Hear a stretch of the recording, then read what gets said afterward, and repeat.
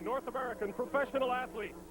It is the Stanley Cup, donated in 1893 by Lord Stanley of Preston, and won over the years by great teams from places like Montreal and Boston and Edmonton and New York. This season, 16 National Hockey League teams stake their claim to the Stanley Cup. 8 of them begin playoff action tonight. Bob Gainey's Minnesota North Stars meet Brian Murray's Detroit Red Wings in the Norris Division semifinal, game number 1 tonight at the Joe Louis Arena. These teams met 8 times during the regular season. Minnesota won 4 of those games.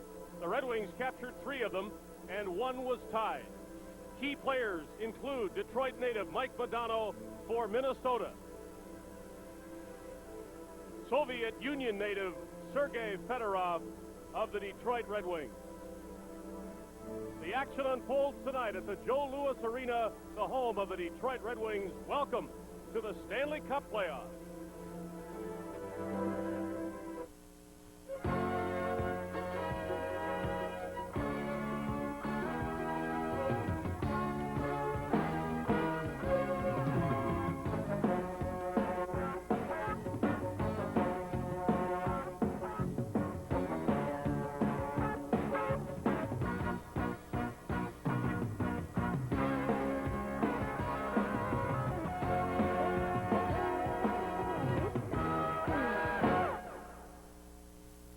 Good evening and welcome to our Sports Channel America studios in New York. I'm Bob Papa, and welcome to the 1992 Stanley Cup playoffs. We'll bring you all of the action this evening here on Sports Channel America, and we'll bring you all of the action until we crown a new champion here at the end of the 1992 season. Glad you can join us, and let's take a look at the headlines as we head into opening night action. And we started off in the Campbell Conference. Every year since 1982, a first-place team has lost in the first round. That's why there's no guarantee for first-place finishers. Last year it was Chicago. In 1990 it was Calgary. The strike bringing better health.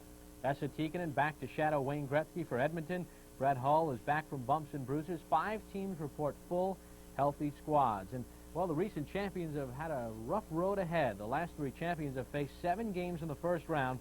Last year it was Pittsburgh and New Jersey. 2 years ago Edmonton and Winnipeg. And in 1989 Calgary and Vancouver went to 7 games.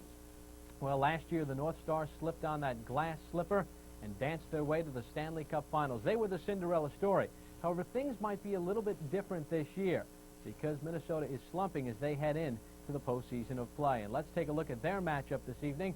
It's the Norris Division semifinals, the Red Wings and the Minnesota North Stars. North Stars 3-8-1 in their last 11 games. First ever meeting between these two teams. One note here, though, Minnesota goalie John Casey, who struggled all year long, was 3-1-1 with a 2.53 goals against average against Detroit this season. That's the game we'll bring you to start off our coverage this evening. And here with a report, the men who will be calling the action, Dave Hodge and Joe Micheletti. Thank you, Bob, and welcome everyone to Joe Louis Arena in Detroit, where the Minnesota North Stars try to make a playoff run similar to last season's. They'll need big upsets, and especially right off the bat, to do that as they take on the Detroit Red Wings, the number 3 team overall in the National Hockey League. Joe, do the North Stars have a chance to repeat history? Well, I think they do. They've had success against the Red Wings this season, but there are some key elements of this series that the North Stars are going to have to capitalize on. Number 1, they're going to have to score the first goal. I think that's very key for this team. In the series, the 8-game series, the team that has scored the first goal has won 6 times. And with Minnesota's style being very defensive, they need to score that first goal. The North Stars own the worst power play among the 16 playoff teams, and they've had a particular problem with allowing shorthanded goals, the most in the league. Detroit happens to have scored the most shorthanded goals, so that's really a key. Can Minnesota score on the power play, and can Minnesota prevent Detroit from scoring when the North Stars have the man advantage? And the centermen and the Red Wings, 3 of the best.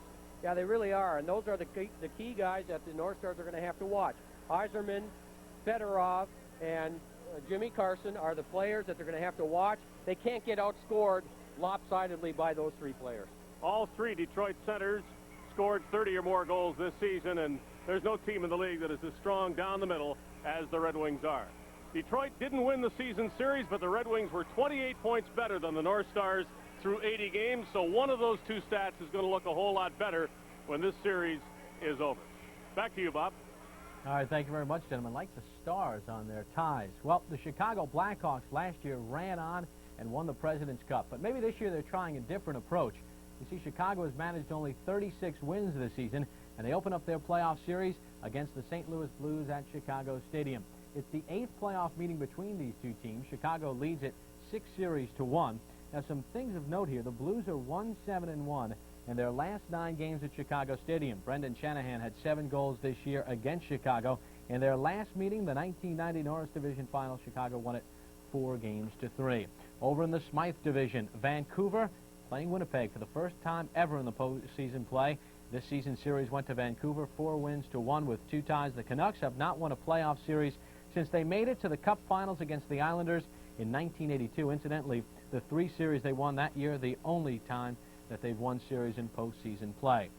And also this evening, for the 4th consecutive year, the Edmonton Oilers and Los Angeles Kings, since the trade of Wayne Gretzky, these two teams meet for the 7th time overall. Edmonton leads in the series 4-2. And I'll tell you one thing about this one. During the season, it was 3-1-3 in favor of Los Angeles. But there will be lots of emotions when these two teams take the ice tonight at the Great Western Forum. Last year, Edmonton was victorious, and they did it with 3 of their 4 wins coming in overtime, and they wrapped it up in game number 6. The game-winning goal, Craig McTavish stuffed it home right there. That was it in game number 6. The Edmonton Oilers, for the 2nd consecutive year, had eliminated their former mate Wayne Gretzky and the Los Angeles Kings in what was a thrilling series. You'll see all of that action this evening right here on Sports Channel America. The Edmonton Oilers and the Los Angeles Kings. The men who will call the action, Jiggs McDonald and Eddie Westfall. 10:30 is our start time. Well, we're just moments away from the start of the 1992 Stanley Cup playoffs. We'll begin it in the Campbell Conference, and we'll have the Detroit Red Wings. They'll be skating against the Minnesota North Stars. Also later tonight, part of our doubleheader, the Los Angeles Kings and Edmonton Oilers. We'll also be checking in on all the other action this evening. Before we take this time out, we're going to take a look at our Air Canada scoring leaders from the 1991-92 regular season. Mario Lemieux wins the scoring title for the 3rd time in the last 5 years. Wayne Gretzky had won it the previous 2 years. He came in 3rd with a subpar goal-scoring year with 31. The great Brett Hull, 70 goals, 109 points. Luc Robitaille, 107 points. And Mark Messier jump-starting the New York Rangers with 107 points. More of the Stanley Cup playoffs on Sports Channel America after this timeout. Lost out in the first round against St. Louis.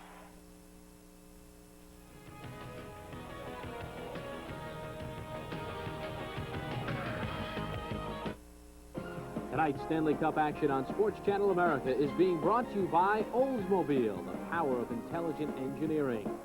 By Molson, a part of the NHL tradition since 1957. Molson is Canadian beer. And by Isuzu, the creators of the Rodeo, a rugged 3.1-liter V6 4-wheel drive vehicle that you can actually afford.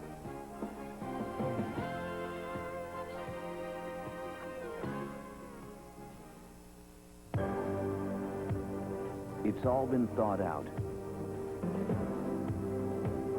all engineered, precisely where you want it. So where would you put a cockpit like this? In a rocket, of course. Introducing Achieva by Oldsmobile. Never has so much thought gone into this much fun. Oldsmobile, the power of intelligent engineering.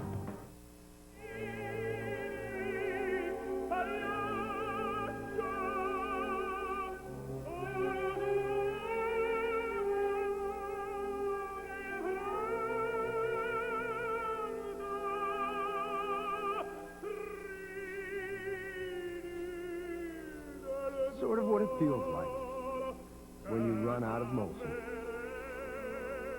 Molson, bringing you Sports Channel America's exciting NHL coverage. No better way to face the day. The morning belongs to Skin Bracer Aftershave. Its cool, brisk tingle really gets you going. And what a great scent. Skin Bracer. No better way to face the day. Find Stay within the lines. The lines are our friends. Stay within.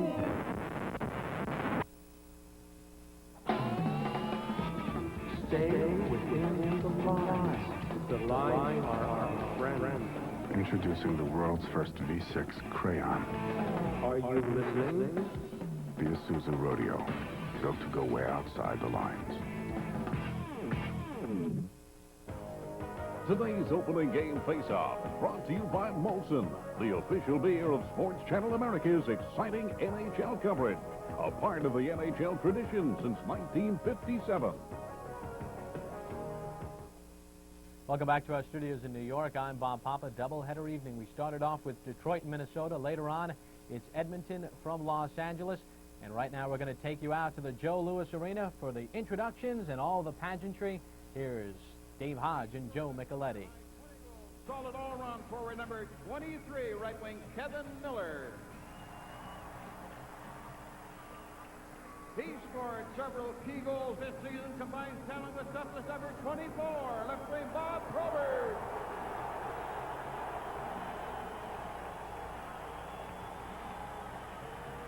A rugged forward who's back on track, number 25, right wing Troy Crowder. Second on the team in goals, co-leader in power play goes number 26, right wing Ray Shepard. A player with smooth moves of the blue line, number 33, defenseman Yves Racine. He was a plus nine, provides strength up front, number 55, left wing Keith Primo. A leading candidate for the Selke Trophy as the NHL's top defensive forward, also among the league scoring leaders, number 91, center Sergei Fedorov.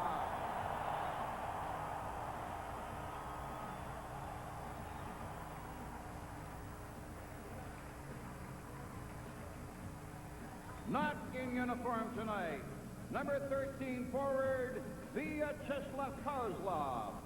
Number 18, right wing Alan Kerr. Number 20, defenseman Brad Marsh.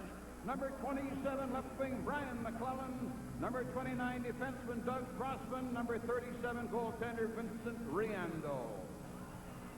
And the key men behind the scenes: athletic therapist John Wharton, trainer Mark Brennan, assistant trainer Larry Wasslin, dressing room assistants Dominic Mara, Wally Crossman, and Tim Wagner. The associate coaches Doug McLean. The assistants are Dave Lewis and Phil Meir. The man who helped to build the Red Wings into one of the NHL's top teams. He's eighth in the all-time list among coaches, 420 victories. General manager and coach Brian Murray. A lot has been made of Brian Murray's inability in the past to guide a team beyond its division title in the playoffs. Surprising amount of talk right here in Detroit about that. It's been interesting all week that the media has actually been asking the players how they feel about Brian Murray and his ability to get this team going. And, you know, it's something that's certainly been made a case of. And yet Brian Murray has been a terrific coach in the past. Bob Gainey works with Doug Jarvis and Andy Murray, hoping to have as much success in the playoffs as they had last season. Here's the lineup that we can expect to see from Minnesota tonight. It includes University of Minnesota gopher Trent Klatt in his second National Hockey League game, obviously his first ever NHL playoff game.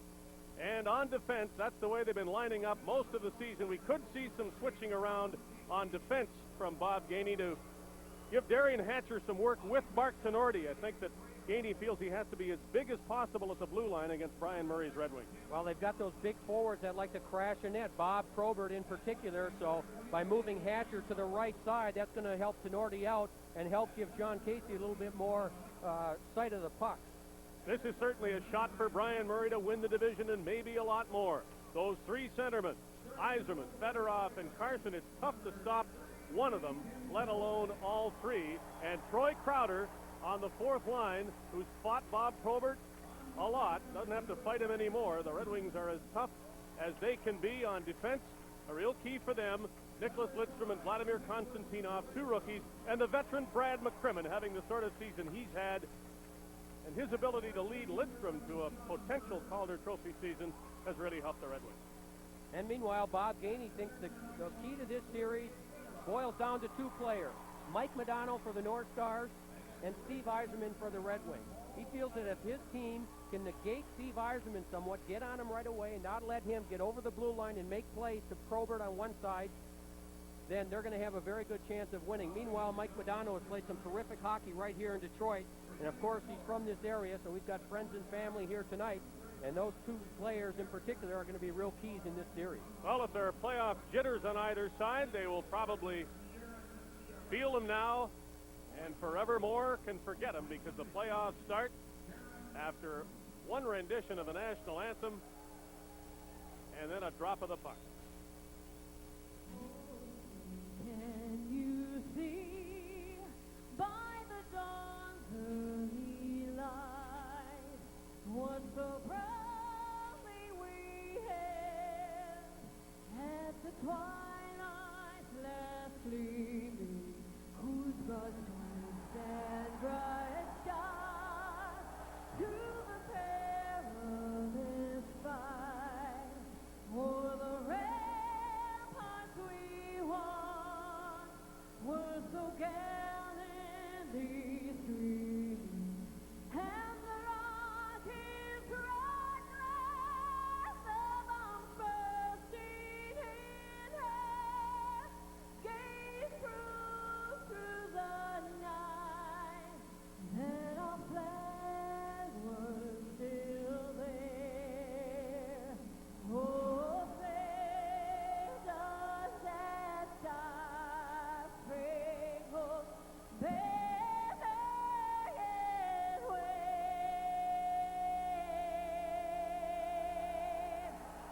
for the land of the free.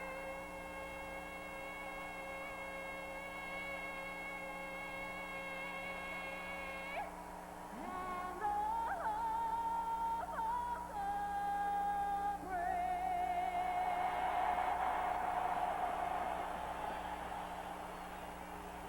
A playoff tradition in Detroit, the appearance of an octopus from the upper deck, whether it be the old Olympia in Detroit or now Joe Louis Arena. They can catch him in both places.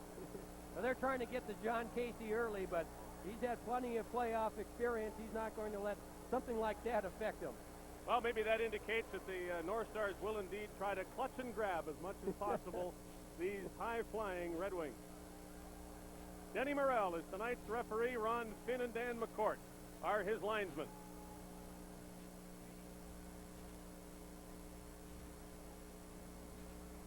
John Casey won 3 times against the Red Wings this season, and he'll be Minnesota's starting goaltender trying to recapture last season's playoff magic. Tim Cheveldae tied with Kirk McLean of Vancouver as the winningest goaltender in the entire league. 38 victories among his 72 appearances. And Cheveldae is in against Casey as the North Stars get the puck into the Detroit zone right off the bat. Nicholas Lidstrom, one of the top rookies in the NHL, around the veteran Brad McCrimmon. Ellick shot it in for Minnesota and was hit and knocked down and injured on the play. Todd Ellick is hurt right off the bat. Took a hit right at the Minnesota bench. No penalty was indicated on the play, and Ellick is obviously in some pain. Well, Dave, what happened, he ended up hitting his side or his ribs right against the top of the board. Sean Burr is going to blindside him from the other side. There's 11, Sean Burr. Now, Ellick doesn't see him coming. Burr gets his elbows up and hits him just as Ellick was turning. He was off balance, and he went hard into that crease on the boards. And right off the bat, that line of Burr with Fedorov on one side is going to be playing against Ellick, and his line with Bellows and Modano. Well, he first needs to draw a couple of deep breaths and then find out whether there's anything else wrong. Obviously, an injury to a key performer such as Todd Ellick early in the game could have an important bearing on what Bob Gainey wants to do. He's got the so-called Mobelic line, Modano with Bellows and Ellick together right off the bat, and the Red Wings have countered with Sergei Fedorov's line, which you'd expect the Red Wings to do with one exception. There was a game here earlier this season when Ellick scored twice and Modano scored twice, and they totally dominated Fedorov's unit. Despite that, Ryan Murray sticks with Fedorov, Yzerbark, and Burr against Ellick right off the bat, and it's a good thing to see that Todd Ellick is skating around and will appear to be all right. And you don't think he hit those boards hard. They've got the crew from Joe Louis Arena over trying to fix those boards right where Todd Ellick went into those boards. But you know, Bob Gainey thought going into this game that The Ellick line may not see the Fedorov line because of the success that you were talking about, Dave, but right off the start, Brian Murray goes with that line, and Sean Burr, known for his hitting, he'll go all the way across the ice. Even though he's a left wing, he did go all the way across, caught Ellick by surprise, and we've got a break right now as they're fixing the board. Playoff games have been known to take a while. Here we've got a delay at the 21-second mark.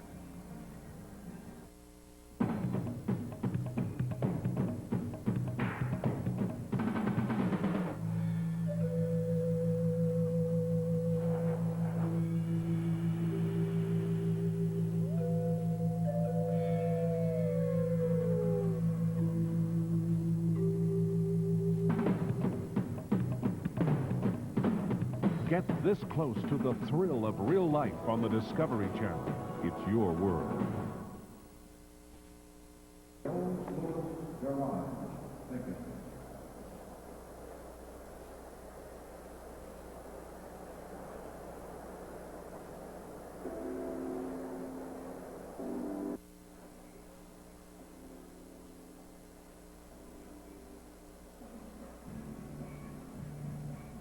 Well, Brian Murray thought the key to this series, for his team at least, was going to be patience.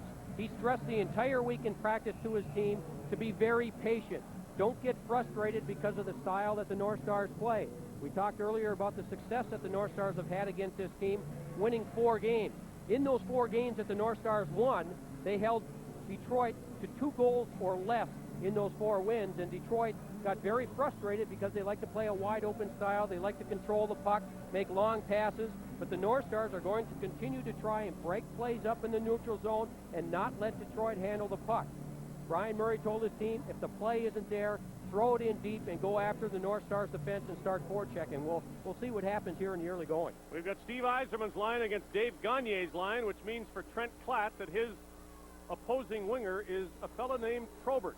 And we see the new defense combination of Tenorti and Hatcher out on the ice for Minnesota. Dahlin flipped it in front of the net. Gagne was too well covered. Probert missed the check, just dumped the puck out to the line. Hatcher a good job at intercepting, and Konstantinov shot it away as Tenorti steps into Ray Shepard, Detroit's right winger. So the matchup right off the bat are Fedorov against Ellick's line and Yzerman versus Gagne's line. That's a lot of offense versus offense. And in both cases. Yeah, and Bob Gainey mentioned that he's going to need a lot of help at center to cover Yzerman because Yzerman gets double shifted, plus he takes long shifts, so they're going to need 2 Minnesota centers to keep an eye on Yzerman. Quickly, the North Stars go right back to Mike Modano and Brian Bellows on the ice. Fedorov steps on for Detroit and shoots the puck. Casey watches it go wide and all the way out to center ice. Nicholas Lidstrom there with Brad McCrimmon. They have called these two Beauty and the Beast. The Beast being McCrimmon. They've made sweet music together on the Detroit defense all season long. Yzerman is pulled down, and there'll be a penalty, the first one of the game, going to the North Stars as the Red Wings power play gets set to go to work. First, the North Stars have to touch the puck, and a chance for Sean Burr in front of the net. Mark Bureau now brings the whistle. The Red Wings get a man advantage.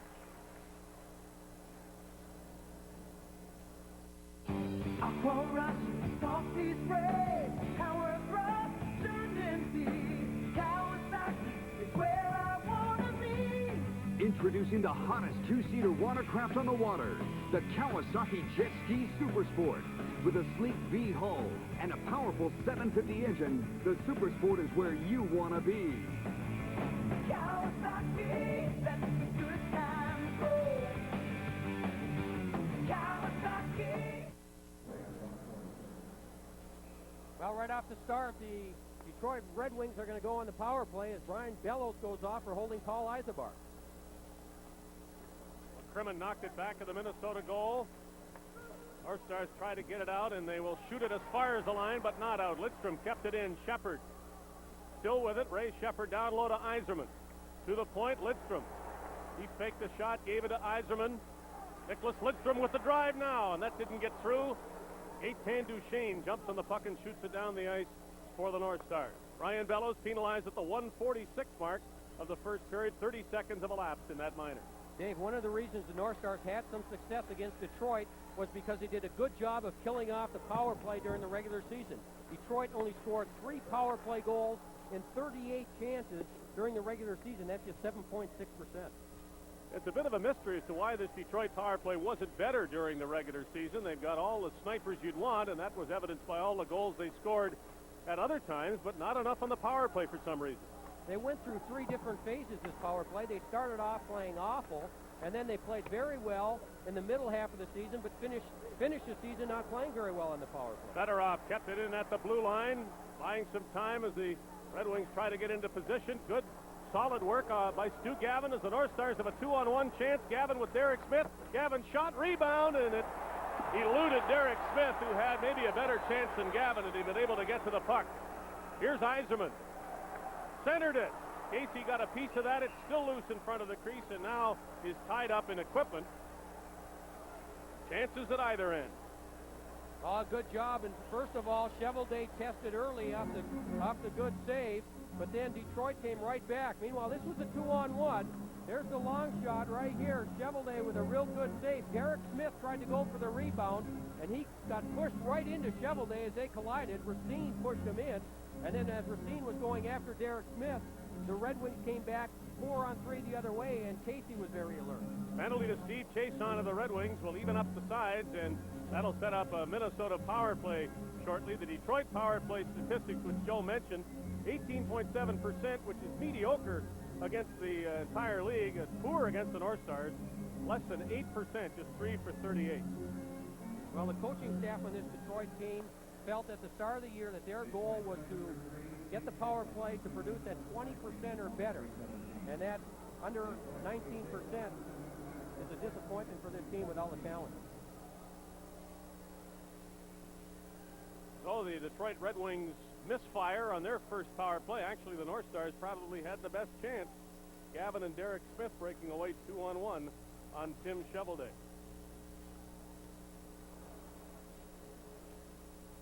Hatcher playing with the captain, Mark Tenorti. As there are 4 skaters aside for the next 20 seconds.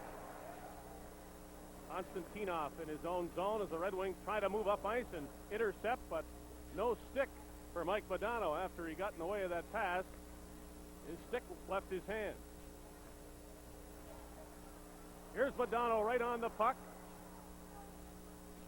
Tried to get it to Gagne. Modano has it again.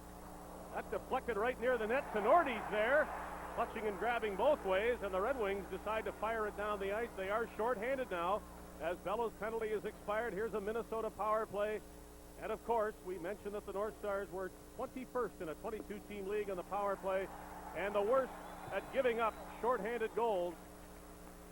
Let's see if they can correct that. In the playoffs, they basically have to correct that. And Detroit was the best in the league at scoring shorthanded goals. They scored 18 in the regular season, led by Steve Yzerman, who had 8 by himself. So Detroit is going to be very aggressive here. The North Stars are going to have to move the puck quickly. Chevelday watches the puck to his crease, and he decides to hold it. The face-off will be in the Detroit zone at the 4:31 mark of the first period. Minnesota's power play just 17% better than the Philadelphia Flyers, worse than everybody else, but against the Red Wings, a bit better than that. Well, you have to look at a few keys of why the North Stars had success. That certainly was one of the big keys in this series. And when you look at this Detroit lineup, a few of these players just haven't played very well against the North Stars. Bob Gainey's hoping his team just goes right after the Detroit defenseman.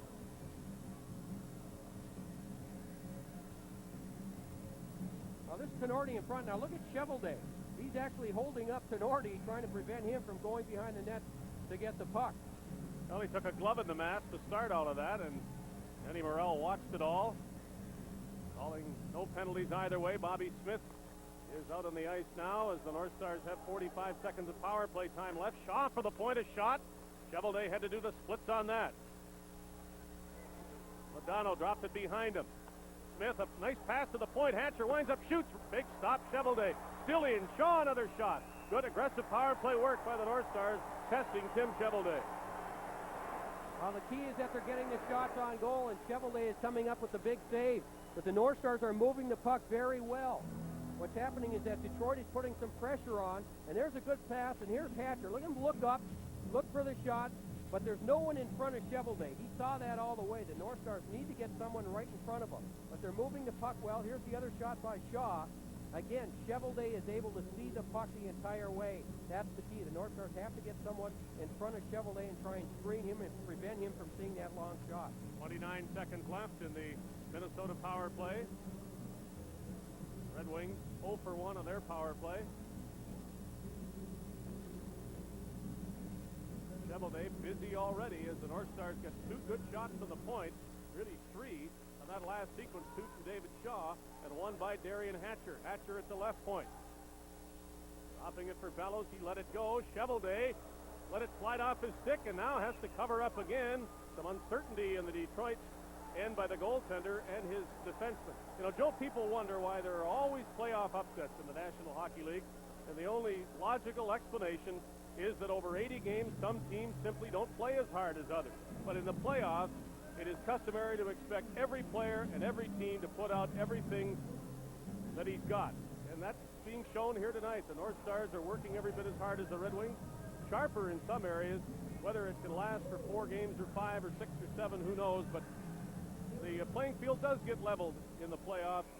And what happened during 80 games simply doesn't mean anything because, though this is still hockey, it is a brand new game in a lot of other respects. Yeah, and you really need your talented players, your best players to come to the forefront and play their best hockey of the year. The North Stars are expecting that out of Mike Modano with his talent, and he's the type of player that if he gets hot and if he gets some room, especially here in Detroit on the road, if he gets going, he can be a very difficult guy to stop. The Wings clear it out now with 10 seconds to go in their penalty to Steve Chason. Tenorti took a hit all the way behind the net after he had given the puck to Shaw inside the blue line. Now Tenorti is battling with Gerard Gallant, and they're going to call at least 1 penalty. Maybe that's all to Gallant. That's a smart play by Mark Tenorti, and it all started with a long hit, but Tenorti took it, came back, and actually goaded Gallant into punching him, so the North Stars will go back on the power play. Hey, sports fans, play the Superfan Baseball game and win fantasy baseball getaways. To play, just visit participating Round Table Pizza restaurants and pick up a game card today. Hi, I'm Mark Pitter, the host of Sports Channel's Free Preview Week. Because of the NHL strike and delayed NHL playoffs, we're going to have several last-minute programming changes throughout the week. But we'll be updating our program information live to make it easier for you to find your favorite shows. Stay tuned this week and call 1-800-4R-SPORT or call your cable company now to order Sports Channel. Minnesota fans don't have to be reminded how important discipline was in the first round of last season's playoffs. Chicago fans remember even better. And here the North Stars get the Red Wings to take an unnecessary penalty. Minnesota going back to the power play. Offside call at the blue line as Trent Platt moved in on Tim Chevelday. Boy, this must really be something for Platt. Hardly his feet are wet in the NHL, and he's in a playoff game. Yeah, it's interesting. Bob Gainey's showing a lot of confidence, and here they are on the power play. His second NHL game, and Bob Gainey puts him out there. The Osseo, Minnesota native, having a good career at the University of Minnesota for 3 years, and then, of course, the North Stars just signing him less than a week ago, is getting his feet wet right away.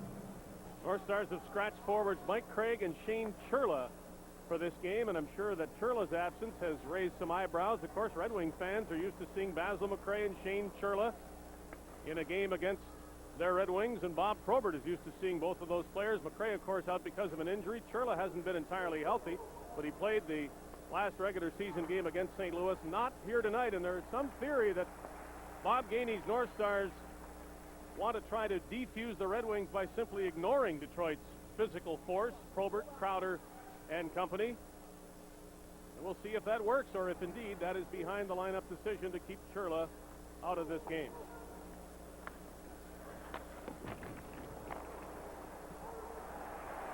Brent Feddick doing a good penalty-killing job as the North Stars are in the 2nd minute of their second power play.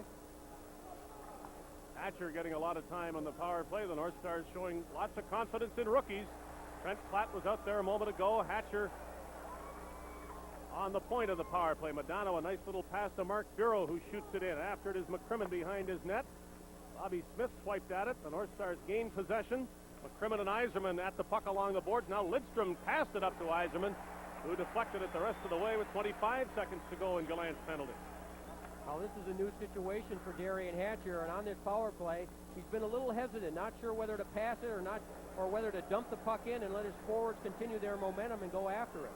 Mark Bureau is held up in his own zone. Modano comes to the rescue. He's got plenty of speed to center. Two Red Wings met him. Modano slowed up for the moment. His pass to Johnson. He couldn't handle a puck, and the Red Wings have killed Gerard Gallant's penalty. Minnesota now 0 for 2 on the power play. Yzerman watched by Modano. Boy, Mike Modano is playing with a certainty tonight that we haven't seen all season long. In certain games, Modano has been exciting, electrifying, but he's on the puck tonight and really checking hard, too. Icing is indicated if the Red Wings touch the puck. Yves Racine does that. So the fans applaud the Red Wings penalty killing as Minnesota's power play strikes out again. Well, one of the things that Brian Murray did last year, as we saw Keith Primo there, here he is, big Keith Primo, 6'4", 220 pounds, takes out Derek Smith. He's one of the young players that Brian Murray brought along late in the season because he felt last year in the series against St. Louis, he had 11 players that didn't have any playoff experience at all, and he wanted to get the young players, some new players up from the minor league late in the season to give them some NHL experience so he could use them here in the playoffs. Keith Primo is one of those players. It's not as though the Red Wings need to be any bigger with Probert and Crowder and the addition of Bob McGill and others, but Primo is the biggest they've got. Shot by Kevin Miller, and John Casey's first big stop of the game is made. Primo off balance, falling, looking behind him, and there is the puck. Miller, who took that drive on Casey a moment ago. Carson swiped at it out of the air. Broughton wanted to go to the corner, leaves it for Johnson. Here's right in front, Primo's shot. Casey to save, the rebound. Slides to the blue line, and the Red Wings will have to play it in the neutral zone. Racine firing it back in as the Wings come onside. Well, and John Casey has looked very sharp here in the early going. That last one, a giveaway by Neil Broughton, led to a good chance by Detroit, but Casey came right out and made a great save. Roy Crowder's on the ice with Bob Probert now. Probert loose on the left side with a pass from Yzerman. Probert right along the boards. He overskated the puck, however, and the North Stars flip it into the crowd. As slow as they can make it, the North Stars will try to keep the pace down, especially in this first period. Well, the North Stars have to play solid defense in their own end. When they get the puck, they're going to have to make the right play. And if they do get pressured, they're going to have to get rid of the puck to the boards and not to the middle of the ice. And the North Stars had it. That was Neil Broughton right there that lost it. And the shot here by Primo. Again, look at Casey. He's well out of the crease. He came way out. Great concentration.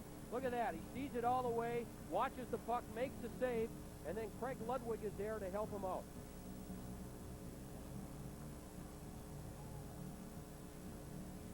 North Stars have Alex line with Modano and Bellows out. That means Fedorov and company for the Red Wings. We'll see this matchup certainly in the first two games at Detroit as Brian Murray has the last change. And it'll be an important matchup indeed, this one line against the other. Yzerman saw the puck behind him. He has to try to touch the puck to prevent icing. He does that. Good work by Yzerman. Fedorov now along the sideboard.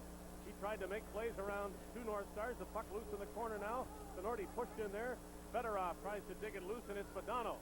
Flipping it high. Bellows swiped his stick at it. Lidstrom got it to Sean Burr. All the way over to Yzerman to the left side. A good bounce to Fedorov. Fedorov is taken out of the play and lost the puck, and Modano. Back of his net to Bellows. It is taken in on offside by Lidstrom, and the whistle blows for that.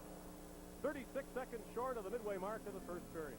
Well, you talk about one of the not only up-and-coming stars, but the last couple of years, this guy's been terrific. Sergei Fedorov, and he's used as a defensive player. He can skate as well as anyone in the league, but he's got great ability when he has the puck also. He's so dangerous. He's got those first two quick steps, and he can beat a defenseman very quickly. And what the North Stars, again, are going to try and do is watch the centermen, Yzerman and Fedorov in particular. Yzerman's line is out. Bob Gainey has his checking line. Broughton, Gavin, and Gaetan Duchesne out there, and Brian Murray doesn't mind for the moment that Minnesota's best checkers are against Detroit's top line with Yzerman. Pretty hard sometimes to figure out which is Detroit's top line, however, as certainly the first three can score. That's basically what Brian Murray does, plays three lines. The 10th, 11th, and 12th forwards, he's spot duty. Well, this line that is out there right now, Yzerman with Probert on one side, They don't have a lot of speed on the wings. Yzerman is the player that has all the speed, so he's the one that they want to try and get to in the center ice area before he has a chance to make the play. Get to him and don't let him pass it off. If he's got time to get inside the blue line, when Probert will go to the net, that's when things really get dangerous for the North Stars. So the North Stars are going to try and continue to break things up in the neutral zone area. Brian Murray now isn't fussy about Yzerman against Broughton. He makes a change and sends Jimmy Carson's line with Keith Primo and Kevin Miller. Primo and Stu Gavin were talking all the while they were setting up for the face-off and jostled a bit when they dropped the puck. Now Primo runs into Gavin. Primo turns, flips it out into the middle of the ice, but the Red Wings force it outside their zone. Shot in by Johnson. Konstantinov walks behind the net. Lets it for his defense mate Steve Chason. Kevin Miller reached for the puck, couldn't find it. That forces a turnover. Duchesne back of the net to Broughton. To the point. Now it's back of the net. Nobody quite knows where it is. Primo will glide to it. And Keith Primo just knocks it out over the line. Now he retreats as the North Stars just shoot it back in. Good territorial edge here for the Broughton, Duchesne, Gavin line. Carson heading up ice for Detroit. Tried to pass and he misfired. He had his right winger breaking in. He couldn't get in the puck. Gagne back the other way. Gagne holding things up across the line, turning, flipping it at the net. It is knocked down. Carson on a long shift for Detroit. Lost the puck. Now fresh troops are out there. Shepard. Probert wound up and took a shot. Puck slides to center. Probert watching Gagne, leaving it for McGill. And Dave, that was the first shift for Chris Dahlquist. We played over 10 minutes before Dahlquist got his first shift on an even strength basis. Nice pass to Gagne. Good move. Chance here. And Gagne didn't get the shot away. Yzerman at center for Detroit. Yzerman holding it. Shot from the right side. It bounces in front of the net. The North Stars clear it well. Gagne then lost it to Yzerman. Coming from the corner. Centered it. Shepard trying to get a shot away. Now he flips it back to the goal. Probert couldn't catch up to Tenorti, and the North Stars shoot at the center ice.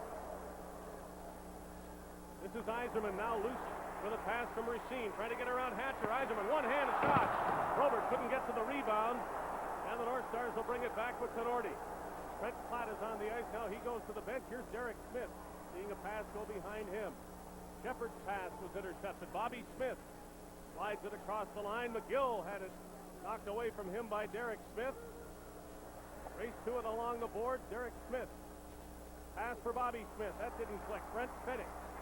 He's out there with Kevin Miller now and Gerard Gallant as Miller centers what can be called a fourth line for the Red Wings. Gallant tried to get it to Fennick. Nice play by Jim Johnson. 2-on-2. The North Stars come back. Johnson to Mark Bureau. He took the pass. Here's Bellows right in front. And Brian Bellows couldn't get a shot away as the Red Wings did a good checking job on him, but a great play by Johnson and Bureau to set up Bellows. Doubleday has to take one in his own zone. We're getting a penalty call. It looks like Kevin Miller of the Red Wings is going to be called, and the Detroit fans aren't happy with the early work of referee Denny Morrell.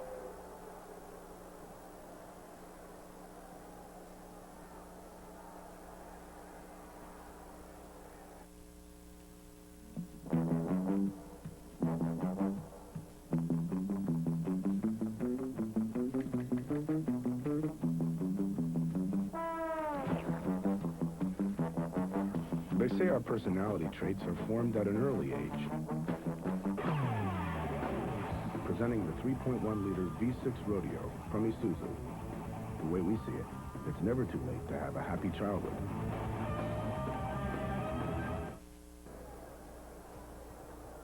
We remind you the Nestle 100 Grand Bar, the official candy bar of the North Stars, presents the 100 Grand Bar Scratch and Win game. Get a game piece at participating retailers. Win a road.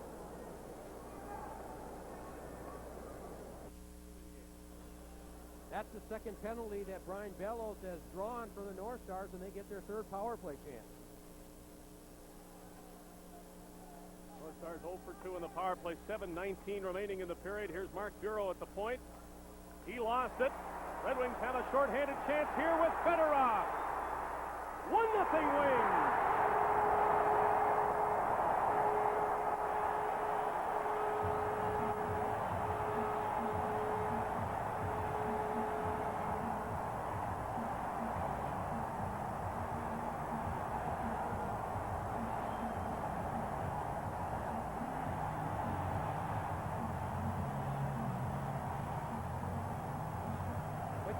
pressure. Watch what happens here.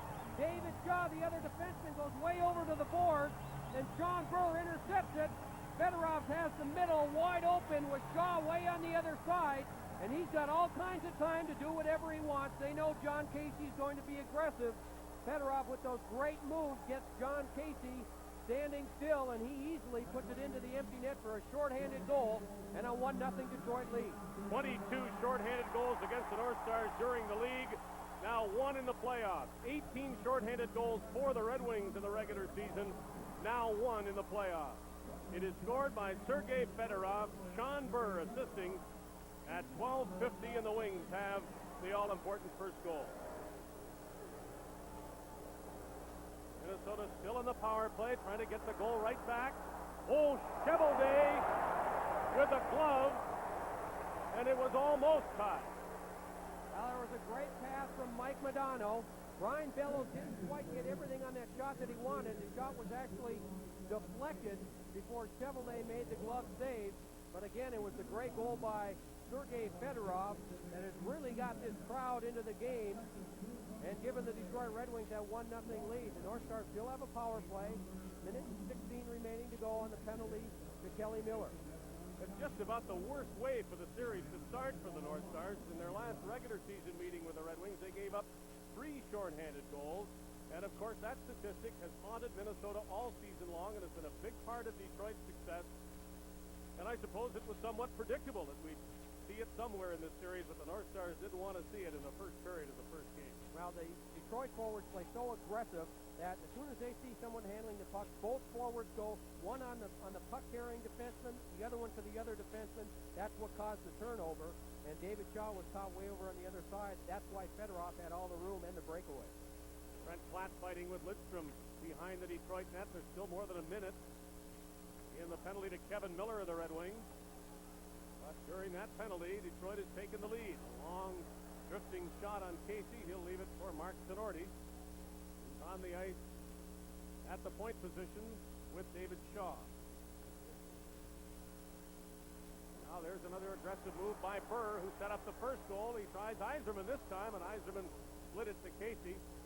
Detroit will attack whenever possible. Yzerman led the league in shorthanded goals with 8. 8 of Detroit's 18 in the league were by their captain. Gagne centered it. Platt left it there. Now it's back of the net. Gagne jumping on it for Minnesota. Dahlin reaches for it. On the end board, Dahlin back to Gagne along the sideboards now. He drops it to Dahlin. Dahlin waits, looks for an opening. 15 seconds left. Gagne behind the net. Centered it for Dahlin. Here's a chance for Shaw. Shot. He scores! Got through Chevelday, and it's tied. Boy, you talk about great patience. That's exactly what the North Stars did on this power play. What they were doing is they moved the puck down low around the net. That forces Detroit forwards to come back around the net, and watch how open the defense is. Right there, the shot by Shaw, he's wide open at the top of the circle, and it's because all the Detroit players are around the net. That puck gets through to the defense. That's how they're going to get the chances. Chevelday got a piece of it, but that shot went through Chevelday, and that ties the game with 5:28 to go in this first period. What a big goal for the North Stars. Well, they really needed to try to counter Detroit's quick start with a shorthanded goal, and David Shaw does that. Chevelday got a piece of it, but it dribbled through his legs and into the net, and that silenced the Detroit crowd. Chevelday clearing it off now. Crowder on the ice. Primo slid it to center. Dahlin and Gagne assist the goal by David Shaw. It is a power play goal. Kevin Miller's penalty had not expired. And the North Stars have evened the score 1-1 with less than 5 minutes to go now in the first period. Here's Derek Smith, Broughton loose in the slot. Smith shot one weakly at the side of the net. Couldn't get the puck to Broughton. It was wide open for a while. Now there's a trip back in the net, and the North Stars' Derek Smith is going to be called. Chevelday will vacate the net as the Red Wings get an extra attacker on the ice. They have to be careful, of course, with the puck in their own zone. And here comes a rush for Detroit on the delayed penalty. Yves Racine crosses the line. The North Stars now touch the puck. Gaethan Duchesne doing that. It's Fedorov, a little jab, and they continue behind the net. Red Wings go to the power play. 4:29 to go in the first period.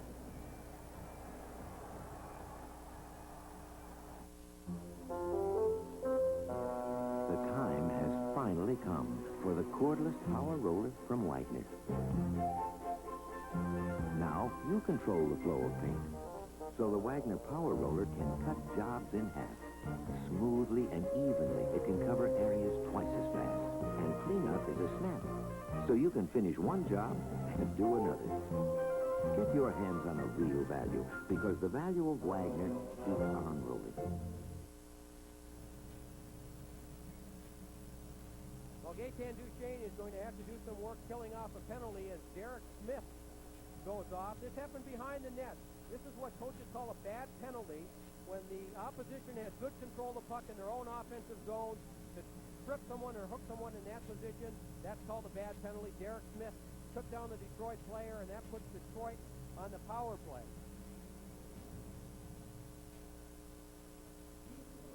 After that last whistle, in fact, we had both teams, especially in this last 5 or 6 minutes, Dave, we've seen the hitting increase, we've seen the intensity of both these teams increase. Every time that a player gets a chance to take someone out of the play, they're actually going out of their way to do it. We're seeing some retaliating. It'll be interesting to see how this continues to go with referee Dennis Morrell in charge here. Eric Smith off at 15:31. The Red Wings have Carson centering this power play unit. Isabart and Kevin Miller on the wings.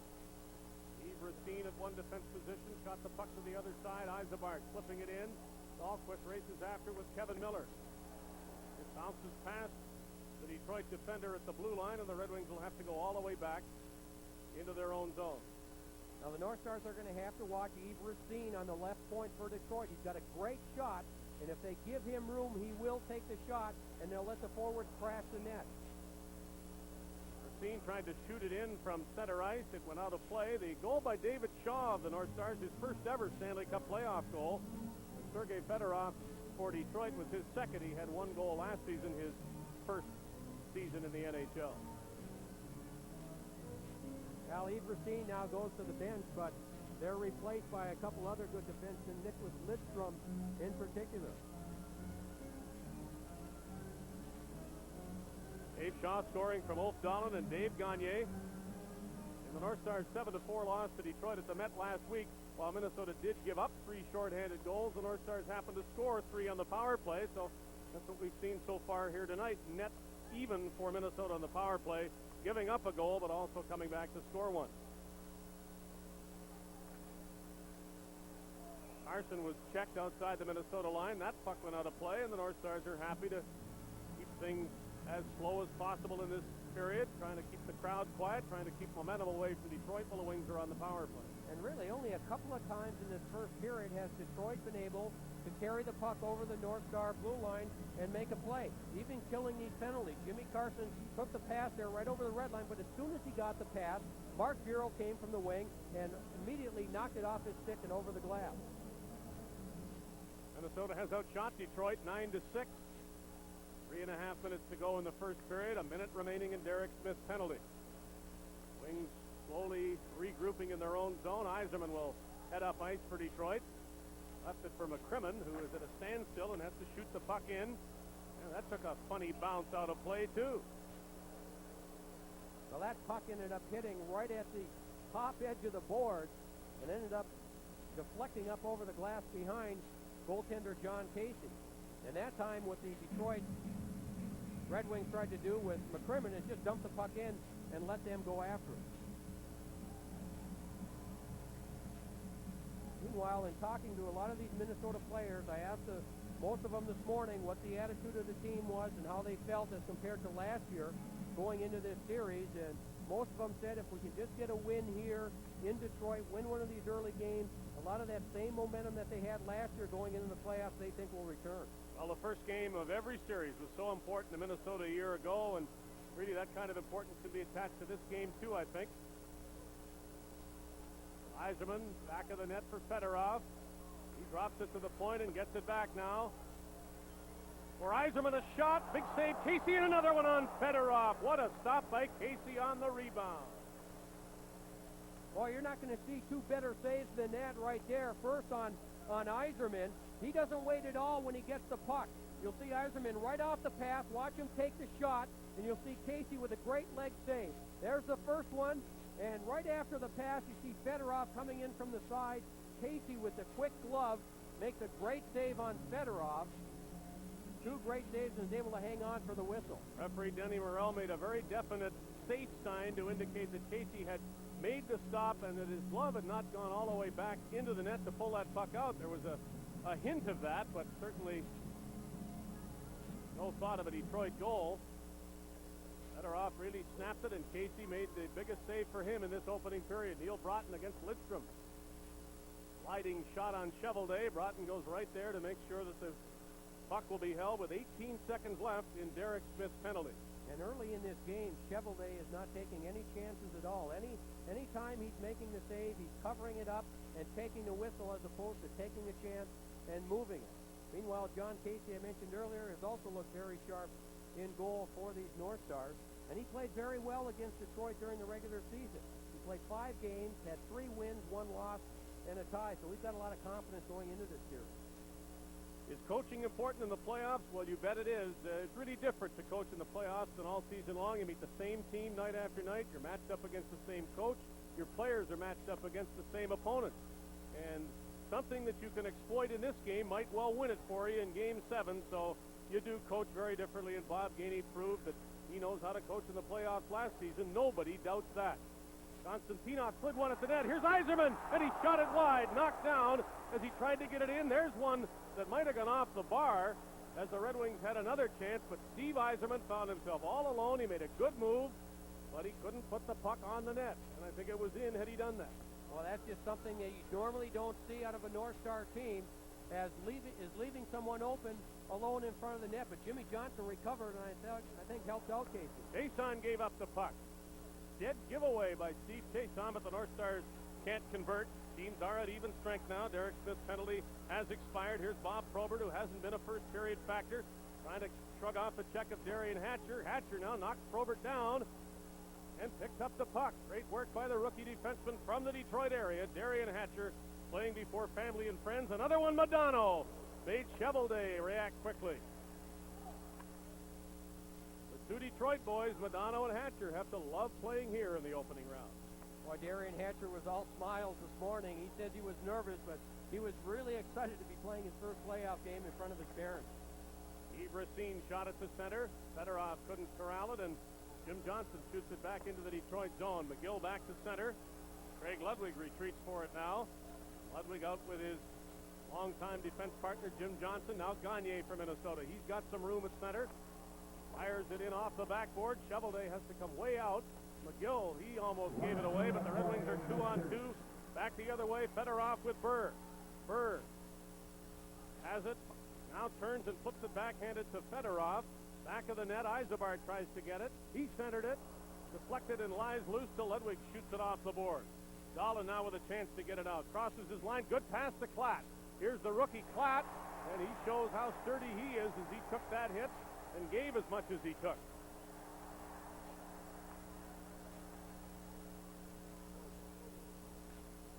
Both teams changing now. The Red Wings taking care of the puck in their zone. McCrimmon all the way behind his net. Kevin Miller making moves at center. Sonorti will get to the puck first in the Minnesota zone with 15 seconds left, and he shoots it down the ice.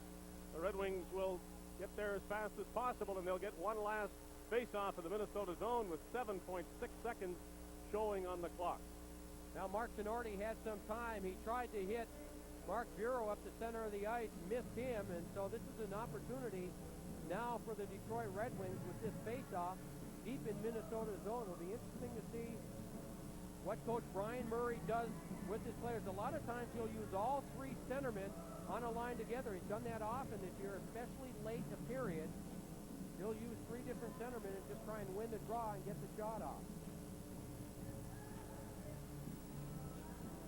Well, meanwhile, this is Steve Yzerman, was left all alone. There's a play right there, and what a play by Jimmy Johnson, as Yzerman, I think, ended up missing the net.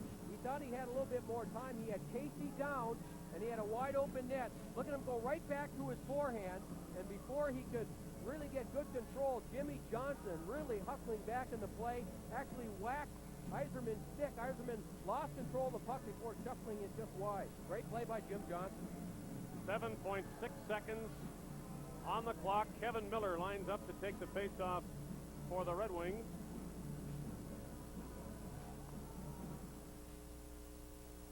Miller goes and gets the puck, centers it, but no Red Wing was there, and the North Stars should be able to kill off a few more seconds. That'll do it for the first period, except for the fact that Minnesota gave up a shorthanded goal. The North Stars have to be very happy with the period. They come out of it even on the scoreboard, and they outshot Detroit 11-8. Tied 1-1 after one period.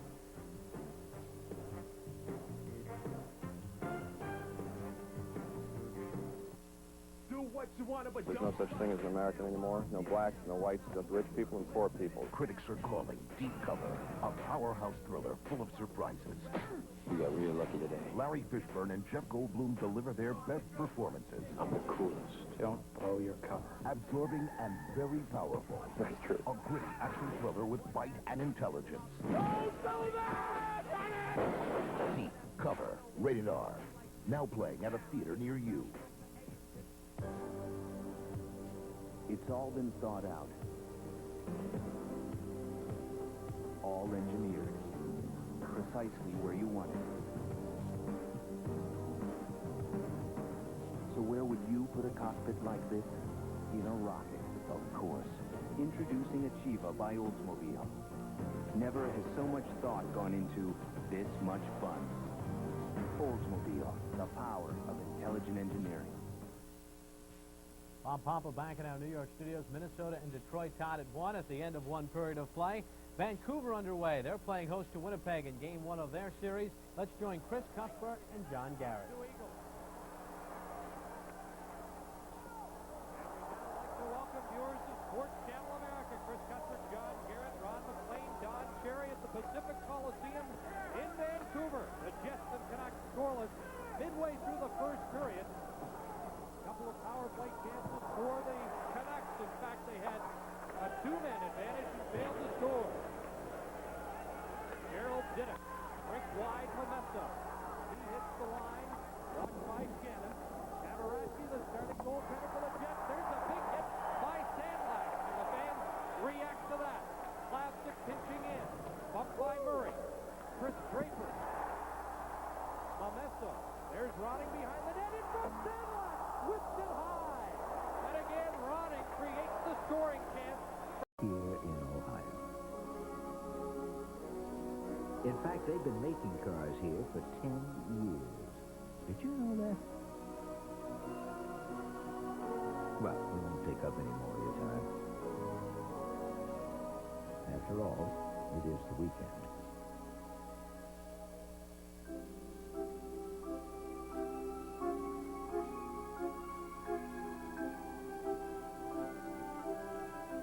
The 1992 Stanley Cup playoffs on Sports Channel America have been brought to you by Honda, maker of fine quality automobiles. Test drive a Honda at your local dealer today. And by Molson, a part of the NHL tradition since 1957. Molson is Canadian beer. Detroit and Minnesota tied up at 1 apiece in the second period. The Red Wings going on the power play. Let's join the action right now. Dave Hodge, Joe Micheletti.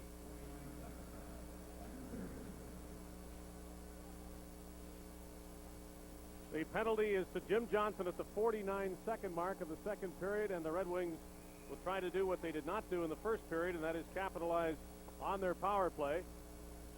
Eiserman will center it. Fedorov is out there, too, as the Wings put as many guns as possible on this extra man unit. But the North Stars' Neil Broughton is able to slide it out and down the ice. Face-off so important. Neil Broughton doing a good job on that last opportunity and able to clear the zone easily. Steve Racine dropped it back, and it'll be Steve Chason shooting it in. Casey out, making a good block of that puck, leaving it in the corner and leaving some time for Mark Tenorti to clear the zone. So the Red Wings will start again. This time it's Fedorov bringing it over center. He tries to make moves at the blue line. The puck lies there, and the North Stars get Fedorov to do exactly what they wanted him to do, and that is try to move the puck at the line and not shoot it in. The Wings stumbling and falling over themselves on this power play, and a long shot by Derek Smith gave Shovelday a bit of trouble. bit tentative of the Red Wings. Dave, the Red Wing players talked all week about dumping the puck in the zone if you don't have a play in the neutral zone, and what they're trying to do is carry the puck over the blue line, and the North Stars are just breaking things up. It's not exactly Detroit's style to do that, so the North Stars appear to have Detroit playing Minnesota's game, and here's a 2-on-1 shorthanded chance for the North Stars. A shot by Shaw. Rebound, big rebound. Smith shooting, and it lies loose and doesn't go in, and the Red Wings come back the other way. Remember that one, a big sequence for Detroit, Tim Shovelday. That shot is fired wide. McCrimmon over to keep it in for the Red Wings.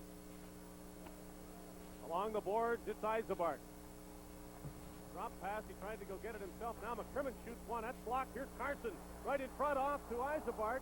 He didn't get the puck. Ludwig lying down was able to knock it away from him. Lidstrom shot. Rebound. Yzerbark missed the net. Trying to hit the short side at the point. Lidstrom shot. Casey the save. The rebound. It's behind Casey and underneath him, and the Red Wings are denied the lead. What great saves by John Casey and an excellent effort by Craig Ludwig as he blocked one shot earlier and then was able to poke check another scoring opportunity by the Red Wings as he was lying on the ice. But the Red Wings just decide to start taking the shot from the point and go to the net. There's the first one. That's the opportunity by Yzerbark on a rolling puck. Again, the long shot from behind. Now here's the play by Casey as Kevin Miller tries to slide it underneath him. Here's the shorthanded opportunity here. No, the North Stars have given up a shorthanded goal, but they've had chances of their own to score them. This is the second real good chance that Derek Smith has been involved in. David Shaw also there. And Detroit has been rather sloppy in its own power play. Well, both goaltenders have been the story of this game thus far. They've both been very sharp. They're coming up with the big saves, not only even strength, but on the power play and shorthanded as well. So the Red Wings do not score on the power play. Johnson's penalty having expired. Primo is out now with Fedek and Gallant as Ryan Murray shuffles his forwards and makes a fourth line.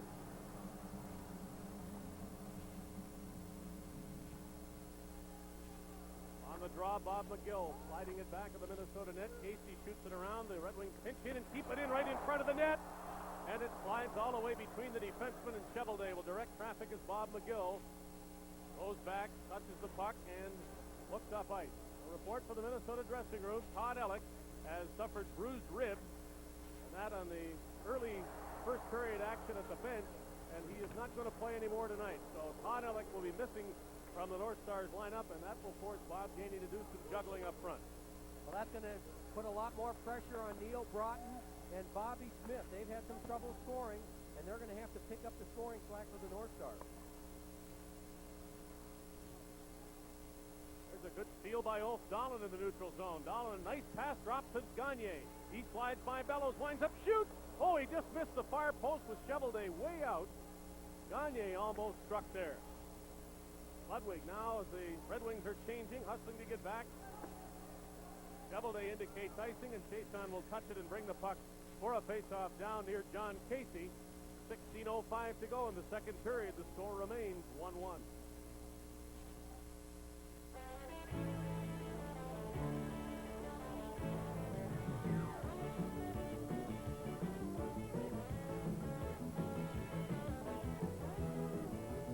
He must have heard the good news. Molson's 35-year history with the NHL is going to continue. Molson, bringing you Sports Channel America's exciting NHL coverage. Sergei Fedorov in the first period, along with David Shaw from Minnesota. They are the goal scorers as we're nicely underway here in the second period.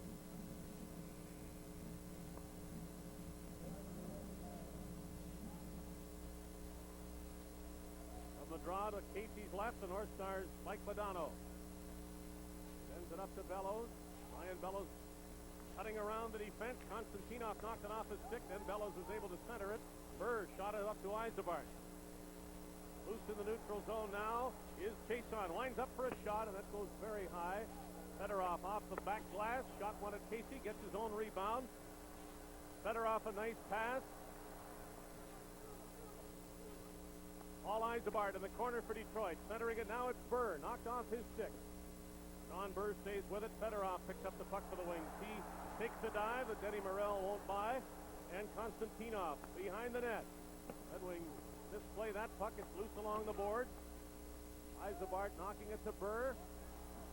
No advance toward the net from Detroit, however, as they're playing on the perimeter here in Minnesota zone. Now back of the goal. Fedorov.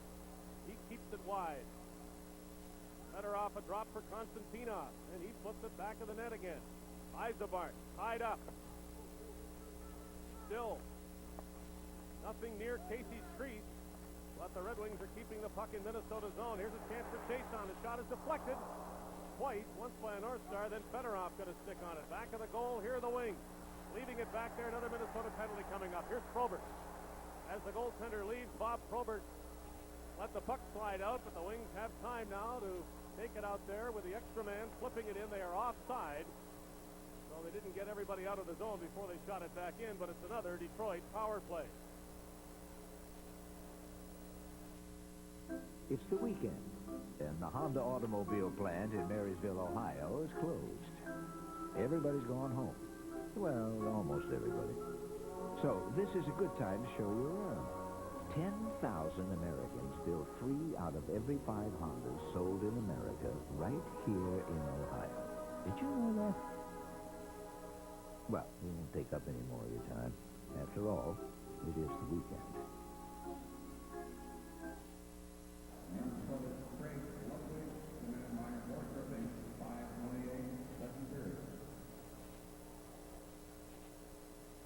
Although the Red Wings didn't have any scoring chances while they handled the puck for such a long period of time, what that does is it gets the defending players very tired. Craig Ludwig was out there for nearly a couple of minutes. He finally had to trip down Sergei Fedorov, and that tripping call on Ludwig again gives the Detroit Red Wings a power play. McCrimmon wanted to fire it in, but he couldn't get it past his own man, Bob Probert. Now McCrimmon tries again from his own blue line. Red Wings less than confident with the man advantage. Yzerman into the far corner. Probert snapped one, tried to get it on the net. Yzerman picked it up. He centered it. No Red Wing was there. And Broughton moved away. Here's another shorthanded chance for Minnesota. Duchesne with Broughton cutting for the net. Duchesne couldn't get a good shot. His stick broke as Lidstrom had him tied up. Dave, this is as aggressive as I've seen the North Stars killing penalties, especially their forwards. They're really putting pressure on and getting shorthanded chances. Nordy lost it to Shepard, but then Broughton was able to clear it down for the North Stars, and the fans a little bit critical of Detroit's power play efforts here as 1 minute in this power play attempt has elapsed, and the Red Wings haven't had a chance. Minnesota, Gaetan Duchesne could have if he'd been able to get his stick on the puck and keep the stick in one piece. Hatcher flipped it backhanded down the ice. 45 seconds to go in the penalty to Craig Ludwig. Red Wings tried to get it in once. Now they try again as Chason backs up. His pass to Carson. Carson misfired on a pass attempt. Brought in offside by Racine. 27 seconds to go, and the Wings are having trouble just getting the puck into Minnesota zone, let alone keeping it there. Well, they're doing a great job, and what's happening is that Minnesota has all 4 of their players around the blue line. If they notice that Detroit is going to dump the puck in, they'll have one defenseman cheat back, and so he'll get a running start, and by the time they throw the puck in, John Casey stops it, and they go back the other way, get control, and clear it. So they're just doing a great job. As Detroit tries to handle the puck, they're breaking the plays up. Dave Christian has scored for St. Louis early in the game at Chicago, 3:24 of the first period. The Blues have jumped on the Blackhawks, 1-0. And at Vancouver, Igor Larionov gave the Canucks the lead, and then Frederick Olofsson on a power play tied it for Winnipeg. It's 1-1 after one period at the Pacific Coliseum in Vancouver. Tight games early elsewhere as well. Well, anytime you can go into an opposing building and keep the crowd out of the game, that's a big advantage for the visiting team, and thus far that's what Minnesota's doing. Steve Chason, and it has not been a rough first period and a half, and that's probably the way the North Stars like it. They don't have the heavyweights in their lineup, such as Detroit's Probert and Crowder. Shane Churla not playing, Basil McRae at home injured.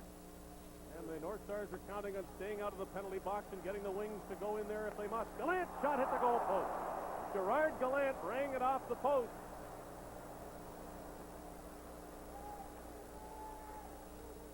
Now Miller knocked it over the line for Konstantinov. It stays in there. Konstantinov with a shot, and that bounced off a player and didn't get to the net. And here's Morrell blowing the whistle with 12:21 to go in the second period. Gerard Gallant narrowly missed, putting Detroit ahead. The Congress is not unified with the President. The vote on this resolution should be yes.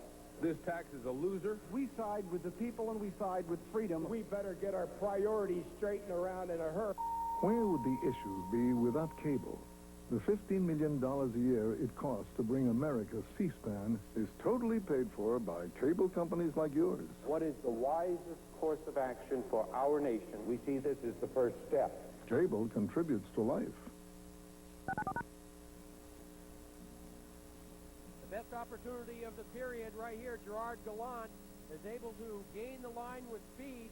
He has John Casey beat, but that shot just kicks off the far goalpost before the North Stars could clear the zone.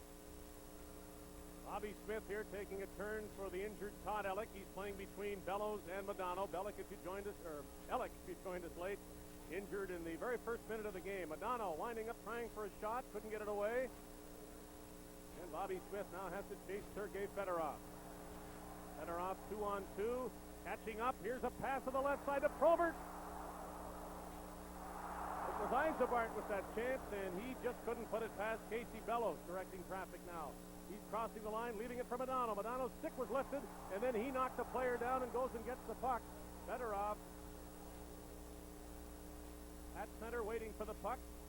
The Red Wings couldn't get it to him as Paul Eisenbart and Mike Modano collided. Well, twice now, Dave, in the last 30 to 45 seconds, Detroit has been able to gain the North Stars blue line with speed and make plays. Eisenbart just ran out of room as Casey aggressively came out, and then Burr picked it up, but Craig Ludwig, the Minnesota defenseman, he was backing up John Casey. Casey very aggressive there. Now Burr put back in the crease, but look at Ludwig. Ludwig and Johnson, both defensemen, one on each post, helping out Casey. A great defensive play by Ludwig to clear the zone. Mark Tenorti flipping it in. Bob McGill with Dahlin coming at him. McGill off the board. Shepard tried to get it out. North Stars flat keeps it in. Gagne's shot. Chevalier holds on and then flips it to Racine. Now it's Yzerman for Detroit. Steve Yzerman dropped past McGill's shot. Flat along the far boards. He's run into by Racine. Probert did not see Yzerman standing behind the goal line waiting for the puck. Now he does, but Probert's all the way outside the line, and it's a delayed offside. Dahlin tried to send it ahead for Klatt. That narrowly missed. And here's Yzerman leading the Detroit rush. Steve Yzerman around Hatcher. Yzerman cutting in front of the net. Couldn't get a shot away, though. Gagne up to Dahlin. Dahlin moving around Racine nicely. Deceptive moves of Ulf Dahlin. He's got many of them. And you can know that he does this and still have trouble hitting him. Also taking the puck away from him. He's the master at keeping control of the puck under adverse circumstances. Chris Dahlquist now. Nice pass hitting Modano, crossing the line. Modano coming in. He's knocked off stride and into the backboard by Chason. Carson for Detroit. Play starts to open up a bit now, and that should favor the Wings. Carson, though, is spilled as he hits the Minnesota defense, and the North Stars try to get away 3-on-2 the other way. Derek Smith with Modano. Modano's shot. Blocked by Chevalier. The puck lies loose, and the Red Wings clear it out. Both teams getting some chances, as you mentioned, and opening up. The transition game of both teams is working very well. Bobby Smith was poke checked to the neutral zone. Here's Kevin Miller. Wind-up shot. And Casey stopped. It's a big rebound. Doesn't get on the net as Primo is taken down in front. Shaw for Minnesota. He's knocked down as he comes out of the zone. No penalty. 3-on-1 Detroit. Miller pass to Primo, and Casey was waiting for it. And Modano. It's Derek Smith steaming back the other way. Smith lost it, and here come the Red Wings. Carson, he's offside. Jimmy Carson took a jump at the blue line. Didn't begin to wait for the puck to get to him and couldn't fool anybody. Maybe thought that the linesman wasn't in position and he wouldn't notice offside, but Carson was well in before the puck. Do what you want, but There's no such thing as an American anymore. No blacks, no whites, just rich people and poor people. Critics are calling Deep Cover a powerhouse thriller full of surprises. We got real lucky today. Larry Fishburne and Jeff Goldblum deliver their best performances. I'm the coolest. Don't blow your cover. Absorbing and very powerful. That's true. A gritty action thriller with bite and intelligence. Deep Cover. Rated R. Now playing at a theater near you.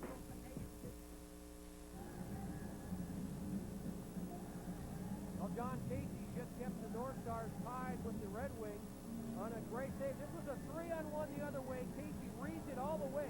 That was Keith Primo waiting for the pass. And great anticipation by Casey. A great save. It's still 1-1. Doubleday and McGill had a little trouble communicating. The puck now loose for Gaetan Duchesne. The battle along the board. Duchesne wages it for Minnesota against Yzerman of Detroit, and Duchesne still has the puck. Pops it now. Now the North Stars take their turn. It's been controlling the puck on the perimeter in the Detroit zone. Duchesne back of the net, centered it. It's loose, and Fedek will pick it up for Detroit. He left it for Yzerman, and why not?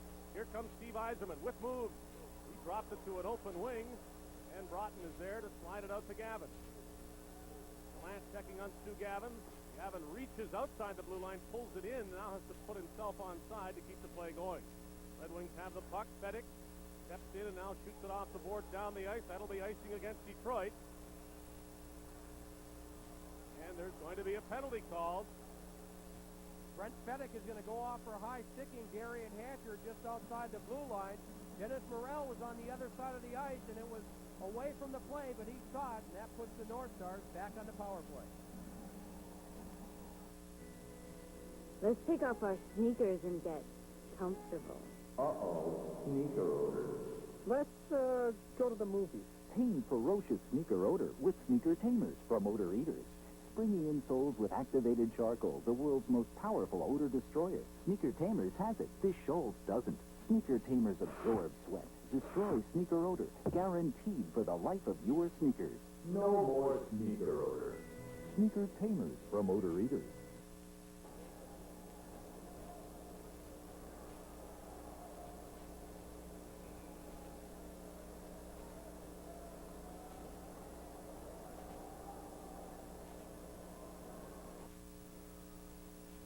Now the North Stars back on the power play. Good play by Darian Hatcher. Again, breaking up a play at center ice. And after he broke it up, he gave Brent Fedek a little push. Fedek retaliated with a high stick. That puts the North Stars on the power play. Minnesota controlling the puck from the draw at the point at Shaw. Has the Minnesota goal. A pass, a shot. And Chevalier, a big save on Modano, who is as dangerous as can be on that play. A one-timer on a nice setup from David Shaw. What a great save by Chevalier. A great pass. First of all, the shot was a perfect shot, and Chevalier again moved over for the pad save. Sonorti's clearing attempt sails into the crowd. 8:01 remaining, 1:35 to go in the penalty to Brent Fedek. Dave, you know, I'm a little bit surprised that the North Stars are taking so many shots low on Chevalier, because they mentioned this morning that they'd be shooting a lot higher. In the last game, they scored 3 of their 4 goals were all up high over his shoulder, so they were thinking that they could score some goals on Chevalier if they can get the puck up, but a lot of his saves have been pad saves. Face-off just outside the Detroit blue line. Fedorov won the draw, but the Red Wings have to go back for the puck. And they shoot it down the ice. Shaw with Sonorti at the point. Bobby Smith centering this power play unit. Madonna was out there along with Brian Bellows. Todd Ellick, injured in the game's first minute, will not be back, we're told, as the North Stars will be wondering about his availability for Game 2. Bellows to Shaw at the point. Dave Shaw's had a strong game. Bellows slid it at the net. It's in! North Stars lead. Bobby Smith. That's just simply a great play by Bobby Smith. He's big, he's strong, and he's able to work his arms and his stick away from the defending player. The pass actually ends up deflecting. There's Bellows. It deflects off the skate. Now watch how Smith is able to get away with his stick and just take a swipe at that puck. Steve Chason is trying to cover him. Bellows is trying to move the puck all the way across, but it hits the Detroit player. And again, Bobby Smith is able to get his arms and his stick free from the checking of Steve Chason. He just chips that puck quickly, and it slides right past Tim Chevrolet for the North Star lead. Watch the quick play right there with the stick. He catches Chevrolet off balance and off guard, and it's a 2-1 North Star lead. The second power play goal of the game for the North Stars. It's Bobby Smith's first goal since February 9th. Bob Probert is held up, and the Red Wings will be going on the power play now. Probert trying to get loose. The Red Wings are down a goal, and they go to the power play.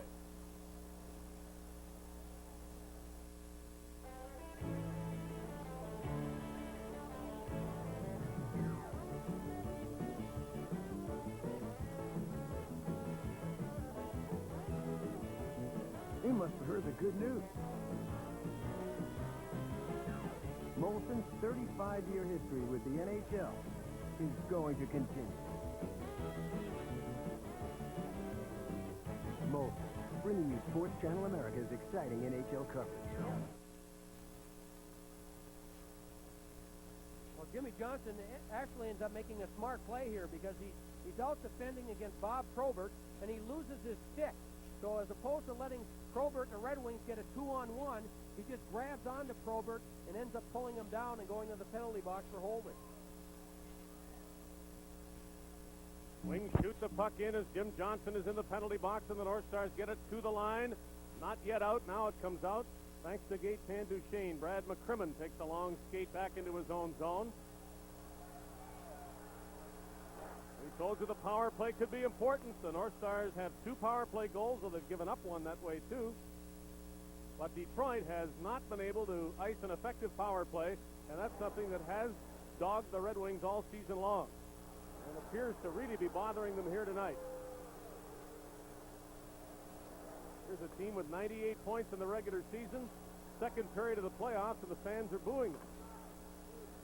Yzerman couldn't get it very far, and the North Stars shoot it to center. There's almost a minute of penalty time as elapsed to Johnson.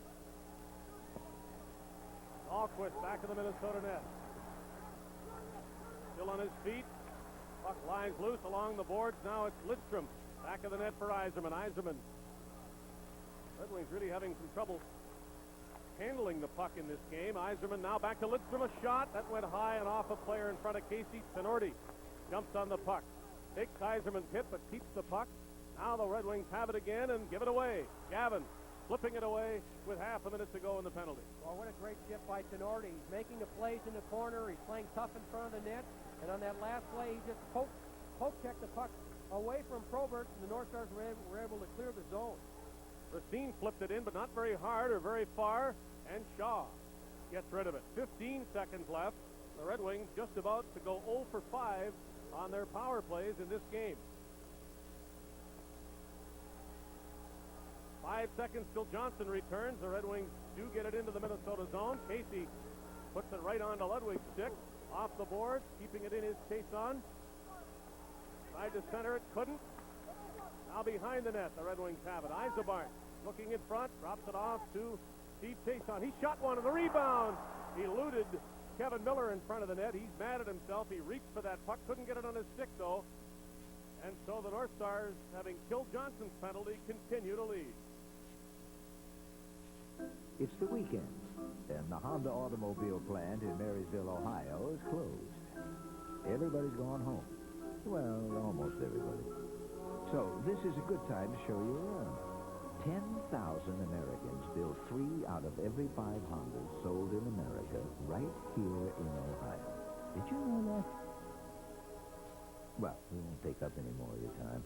After all, it is the weekend.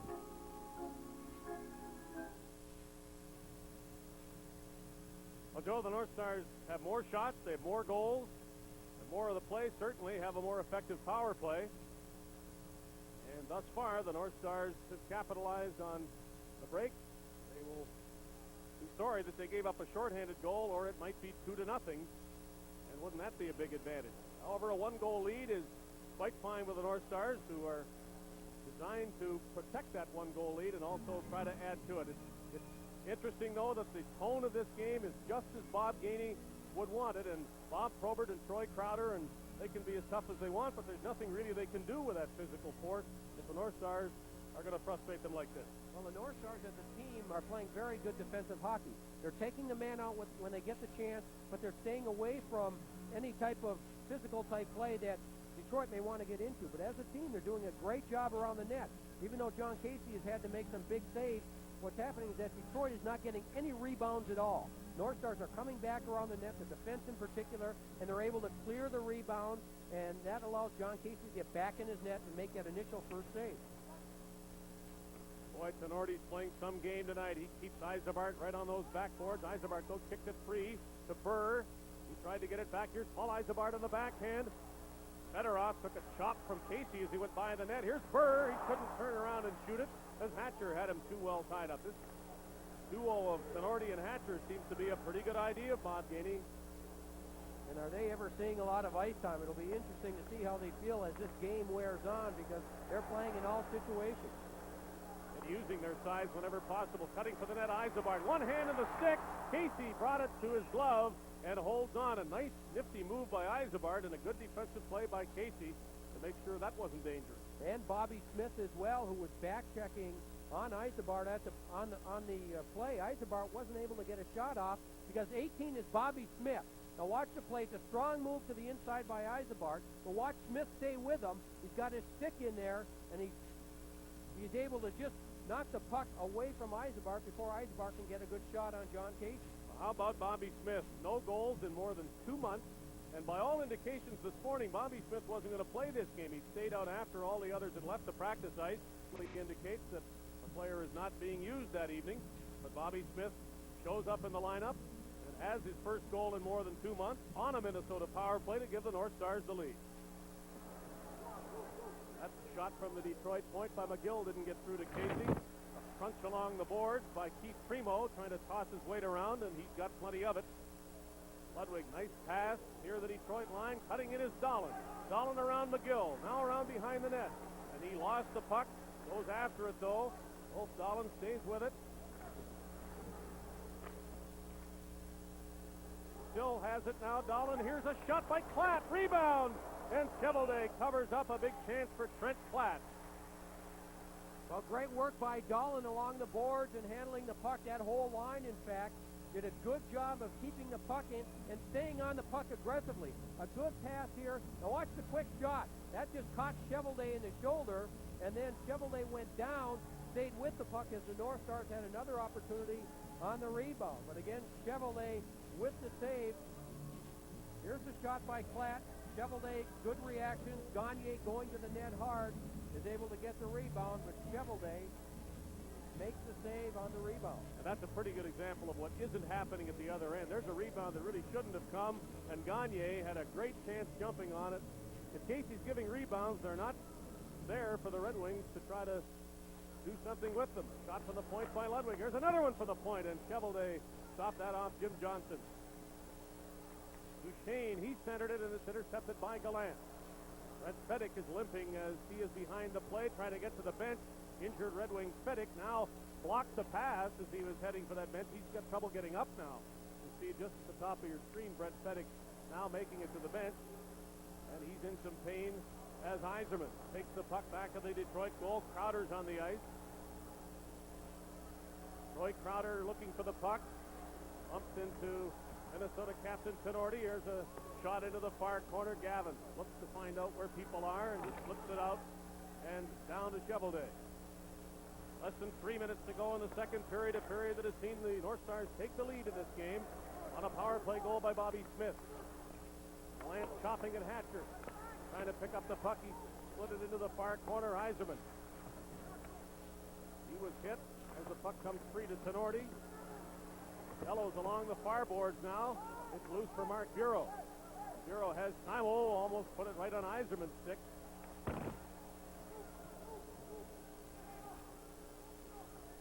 Chason watched by Bureau. Good hit by Mark Bureau after Chason gives up the puck.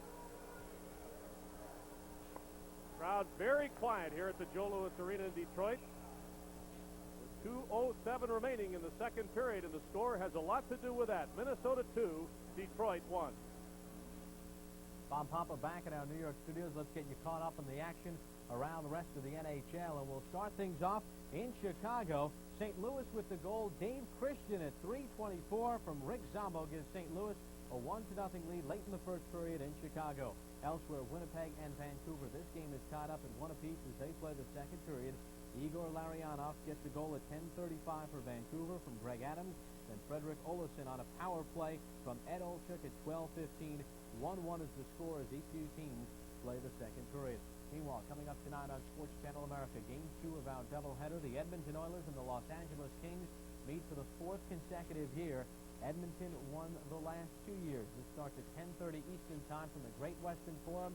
Biggs McDonald and Eddie Westfall will call the action. Let's take you now back to Detroit. On Casey gloving Konstantinov shot, then Fedorov scores into an open net as Casey misplayed the puck, and Fedorov's second goal ties it.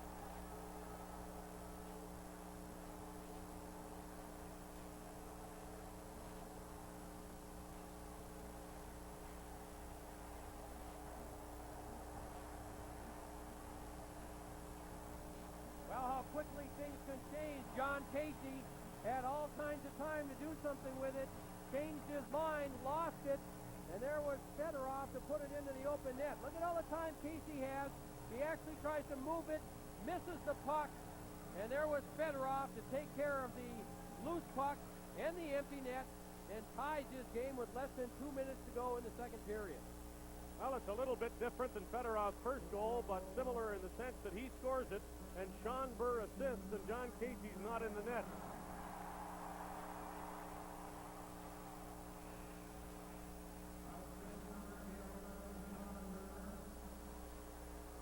Both goaltenders up to this point, Dave, have played very well. They've played very safe. They've stayed in their net. They haven't tried to do too much.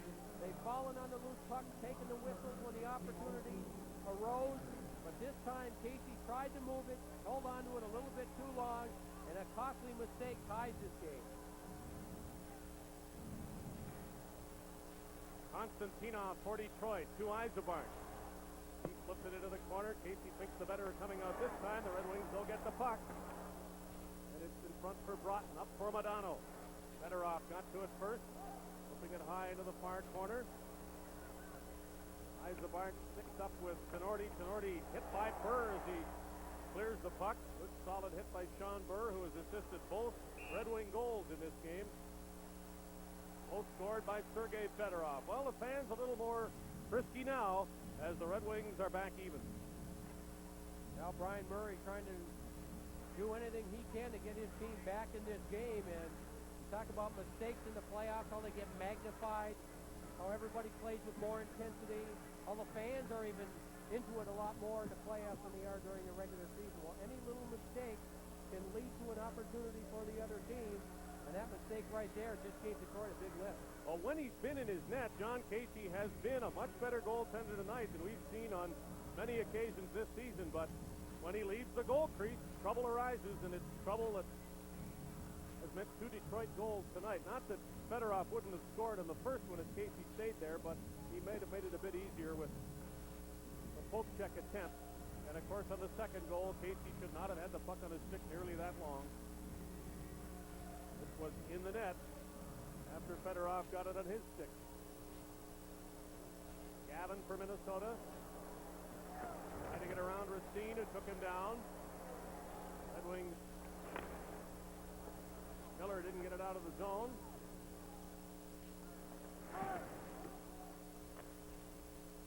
Wings slide it to the line, not out. Johnson's shot is blocked, and Ludwig has to cover up. Offside as the puck is touched in the Detroit zone by Stu Gavin with exactly a minute to go in the second period. 21-16 of the shots in favor of the North Stars. And I think Brian Murray would have to admit that the Red Wings are fortunate to be tied at this point of the game, the way it's gone. Well, you know, we talked about Brian Murray and his inability to get out of his division in his coaching career. 8.5 years he spent in Washington, and he went through some very frustrating times with that team. They had some excellent teams or some excellent regular seasons, but they had a difficult time and never got out of his own division. And here again, though, he feels much differently with this Detroit team. He says they've got a lot more talent than those Washington teams had. And he's certainly waiting tonight for that talent to take over and take control of this game.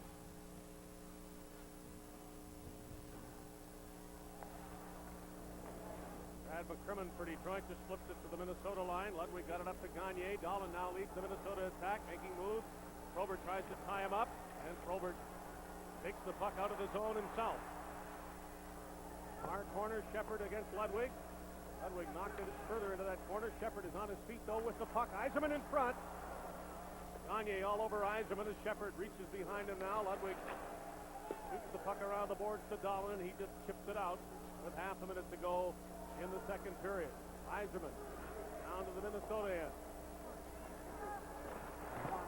Johnson trying to avoid Probert. Probert left it for Shepard. Here's a chance for Yzerman to back, and he scores! Yzerman!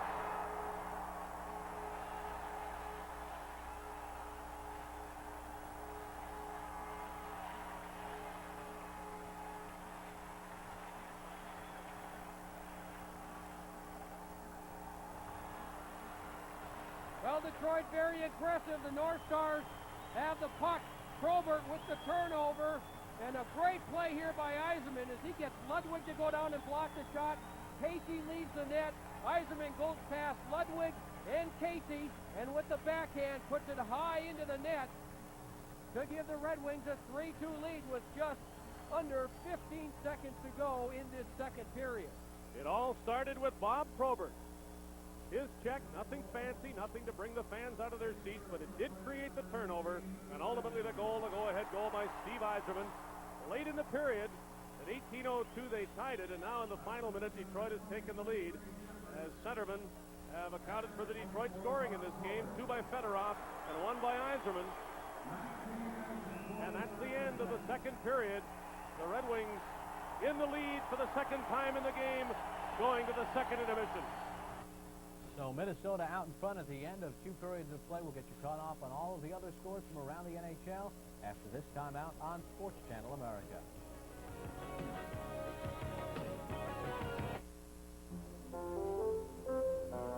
The time has finally come for the cordless power roller from Wagner. Now you control the flow of paint, so the Wagner power roller can cut jobs in half.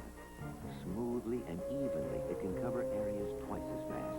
And cleanup is a snap, so you can finish one job and do another. Get your hands on the real value, because the value of Wagner keeps on rolling.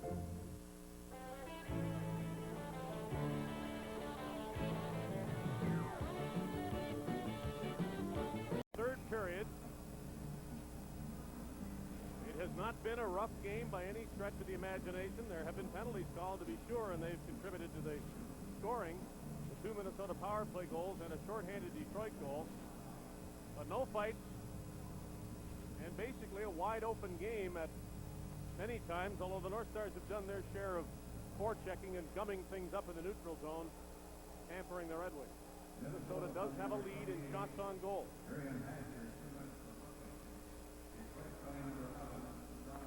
Konstantinov, a quick shot, making Casey react quickly at the Minnesota net.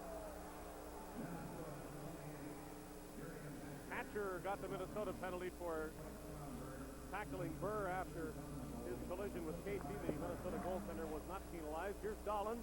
Pass in front, and it's tipped away back to the point. Ludwig shot it at the net. Shepard just off the boards rather lazily. Dahlin had it for the moment, and the Red Wings slide it out. Bob Probert, who made a big play, though not necessarily a noticeable one, on the go-ahead goal by Yzerman, has Yzerman in the corner now. Yzerman cutting for the net of the backhand. He split it at the net. He spilled as Casey holds on for the whistle. And the important thing for the North Stars now at this juncture, even though they gave up the 2 late second period goals to fall behind, they've got to show a lot of poise right here. Yzerman going strong to the net, Ludwig on him. He gets off a weak backhand. Casey easily makes the save, and in this occasion, or on this occasion, I should say, decides to hold on to the puck and get a whistle. Bob Gainey has to be worried about the Detroit strength down the middle. He's lost one of his own centers, Todd Ellick, and in the first 2 periods, Steve Yzerman and Sergei Fedorov accounted for more than half of Detroit's shots. They had 9 between them, and the Red Wings as a team had 17. And, of course, Fedorov and Yzerman have done the scoring for Detroit. 2 for Fedorov and 1 for Steve Yzerman. Jimmy Carson is out there at center now for the Red Wings with Primo and Miller on the wing. Nordy out quickly for the North Stars. Losing the puck was Bobby Smith, and the Wings will come back with Carson. Casey out of his net, plays it off the boards, out of the zone. Racine shoots it back in, and the Wings will have to clear that zone. And as they do, Tenorti comes to center. High flip. Chevalier has to catch it, and he'll hold it. With Bobby Smith right there. 2:10 into the third period. Detroit continues to lead by a goal.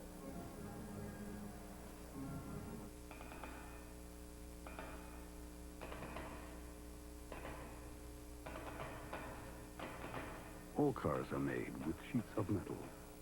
But one of these sheets is actually a sandwich of steel, resin, and steel used by Lexus to help quiet the cabin of the LS 400. Care to guess which one?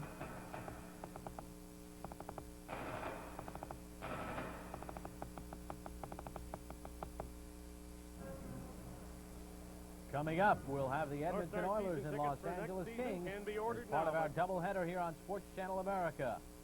Jiggs McDonald and Eddie Westfall with the action at 10:30. Now we take you back to Detroit. Here's Dave Hodge and Joe Micheletti.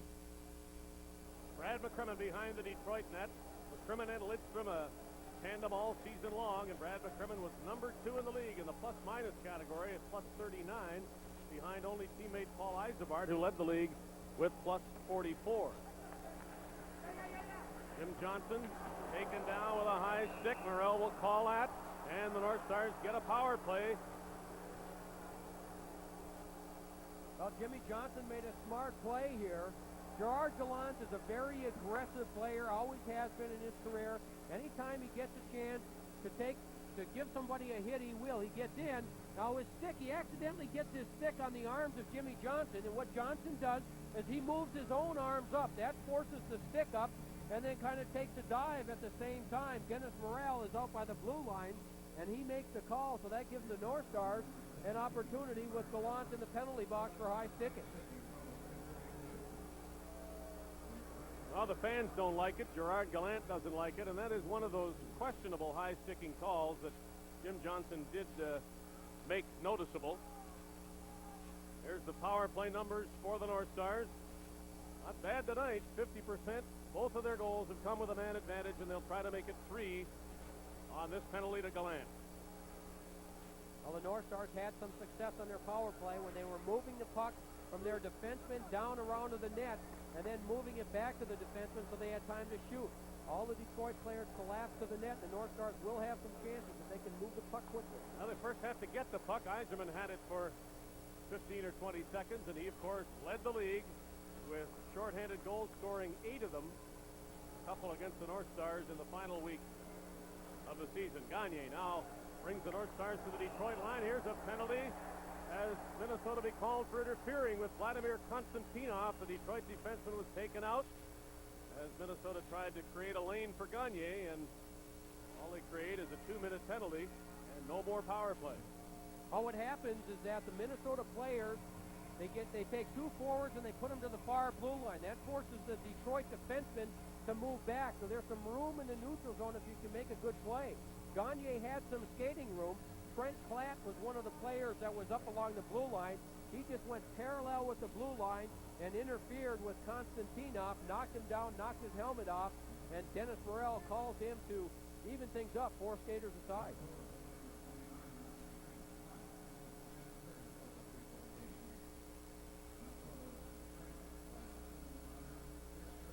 Still over a minute remaining in the penalty to Gallant, so there'll be a while at 4 skaters each. Fedorov seeing a little more ice than normal. We'll try to use it here as he goes slowly across the line. Still has the puck.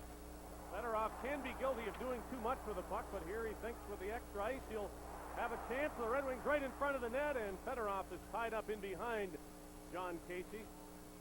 Casey holding on for the whistle. Sergei Fedorov, among the most talented players in the National Hockey League, and he does more than score. He does more than check. He basically can do everything you want a forward to do. That's a long shot by McCrimmon. Now, Casey saw it all the way, but couldn't control the rebound. But again, a good job by both Johnson and Ludwig coming back to help out on the Detroit forward. You know, Dave, you look at these four skaters out there for Detroit. Isabard, a very good player, a very good offensive player. Fedorov, you mentioned. Then you've got the rookie Lidstrom, who's excellent offensively. Then you've got the other guy, McCrimmon, who's very good defensively. Very good, four very dangerous players on the ice for Detroit. Good job by Neil Broughton to win the draw from Sergei Fedorov and the North Stars. Take over the puck, Craig Ludwig. Leaving it for Modano. He tries to get in full gear. He's knocked down, drops the pass to Broughton. Couldn't keep it on his stick, but goes to the corner for it. Behind the net, Modano, nice centering pass. There's a shot. He scores! Johnson ties it. What a play by Mike Modano. It all started with Neil Broughton winning the faceoff in his own end. That's what got the play started. The North Stars moved up the ice.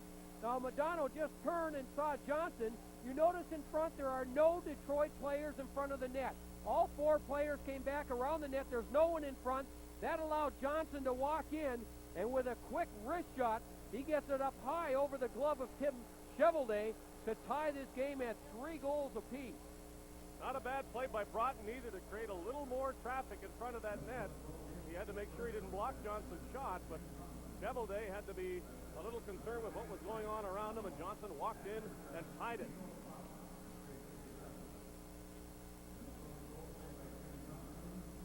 Modano on that great pass, when he got to the puck, just before he got to the puck, Dave, he took a quick look behind him and noticed that there was no one in front of the net. He just put the puck in the open area. Johnson read it perfectly.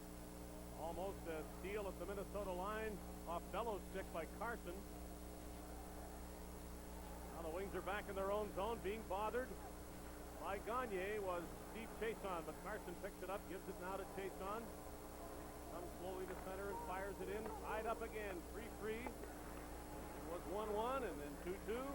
Now we got our third tie of the game. On the right side, it's Dahlquist. He was checked by Racine. Now here comes Steve Yzerman. Shot blocked by Tenorti. Sent it down the ice as the North Stars are killing the penalty to Trent Platt. The Lance penalty has expired, and it's about a half-a-minute power play for the Red Wings. Racine, a drop now to Yzerman. Yzerman was going to pass it, made one move at the blue line, holds the puck up, now dumps it off to Gallant in the corner. Chason sent it behind the net to Yzerman. He steps out in front. Puck lies loose. No shot for the Wings. And here's a chance now as the North Stars. Neil Broughton comes to center. Working on Chason. Broughton now holds it up. Keeps it in the zone. Pass on the left side. Duchesne shot one. And that came off Cheveldae's pad at a funny angle as Gallant comes to center ice. Avoided one check, but couldn't get it past the defenseman Darian Hatcher, who knocked down Gallant. Penalty is over to Trent Platt. Puck lies at the Minnesota line. Duchesne flipping it on for Bobby Smith. He can't reach it. Red Wings shoot it out of their zone. Probert lost his stick. He had a break otherwise. And it's Ludwig, or Tenorti rather, up to Bobby Smith. Coming in is Modano. A centering attempt by Mike Modano. Now he gets it in front. Cheveldae back of the net, and the Red Wings will have a chance to come out. 2-on-3. Probert shooting it in. Shepard trying to tie up his man. That's Tenorti on his knees, and he'll stay there for a whistle. 14:02. The tying goal, Jim Johnson's first of these playoffs for Mike Modano and Neil Broughton at 3:57. Open road, mountain high, morning mist, golden sky, Kawasaki, it's where I wanna be. City streets, desert sun, rolling hills, forest run, Kawasaki, it's where I wanna be. No matter where you want to be, you can get there on a Kawasaki. Kawasaki, let the good times roll. In a wild second period in Vancouver, the Canucks break the tie. Tom Fergus skates down on the wing, feeds it over to Pavel Bure, his first of the playoffs, 17-13 Vancouver, 2-1 at the end of 2. Now back to Detroit. And then they regained it after the goal by Jim Johnson to tie the game up. Face off to Casey's left. Johnson, who has scored his first ever Stanley Cup playoff goal, like David Shaw in this game. Johnson comes to center. Eric Smith tries to get after the puck. Shovelday shot it around on the board. Gavin ties up Primo, and the puck comes loose to Carson. Carson left it there for Miller. Miller shot it in. Casey's leaving it for Craig Ludwig. It's Keith Primo down the board. Battling along those boards. And to a whistle by Denny Morrell with 13:28 left in the third period. It is interesting, continues to be that way, that the North Stars have got so much late season scoring since the strike from their defense. And the other thing they're doing is that they're negating some of the offensive abilities of the Detroit defensemen. You know, if you look at the 80 games and compare the two defensive units of both teams, without a doubt, Detroit has been much more productive. They've scored more than twice as many goals as the North Stars. They've had over 250 more shots as a group back there, but yet against each other, everything's been very, very similar, very close. Pavel Bure, perhaps the late season favorite for the Calder Trophy now as Rookie of the Year, has put Vancouver in front of Winnipeg 2-1 late in the second period. Bure from Tom Fergus, and Vancouver has its second lead of that game. Shot from the point. Casey seeing it at the last minute and holding on. 13:23 to go in this third period, and of course playoff hockey can mean overtime hockey, and it's very different overtime than what we see all season long. When it lasts only 5 minutes, here it can last a whole lot longer than that. The North Stars didn't win an overtime game this season. Think they'd like to be in one tonight? No. Win it in regulation time. That's right.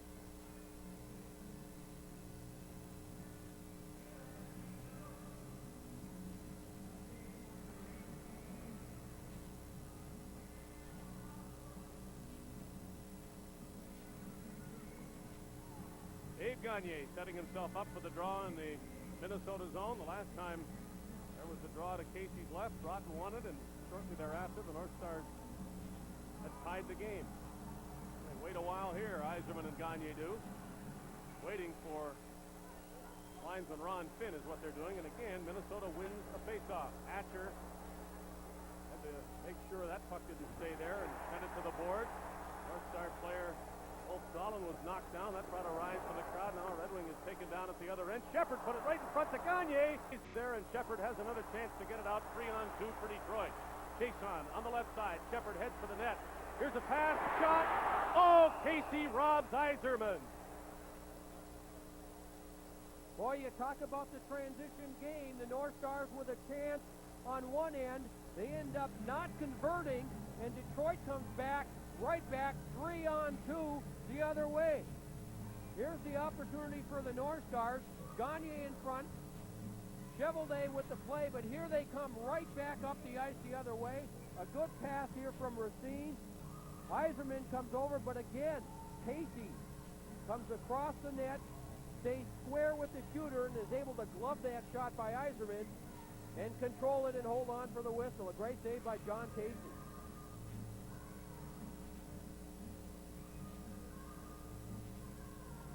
The Winnipeg and Vancouver game has finished the second period. The Canucks leading 2-1 on Pavel Bure's go-ahead goal.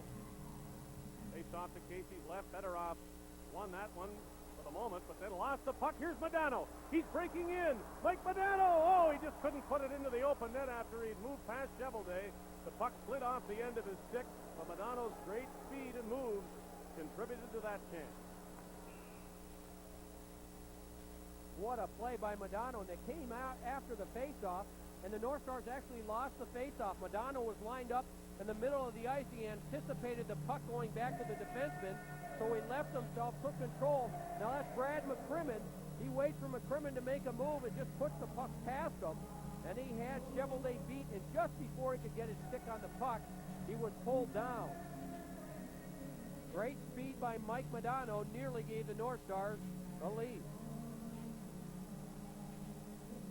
Well, his play has been called inconsistent this season, but tonight, boy, you can imagine what he'd do if he played 80 games like this. He's got such great talent, and Bob Gainey certainly playing him a lot tonight, actually using him somewhat at center also. Red Wings wait for the puck to come off the boards, and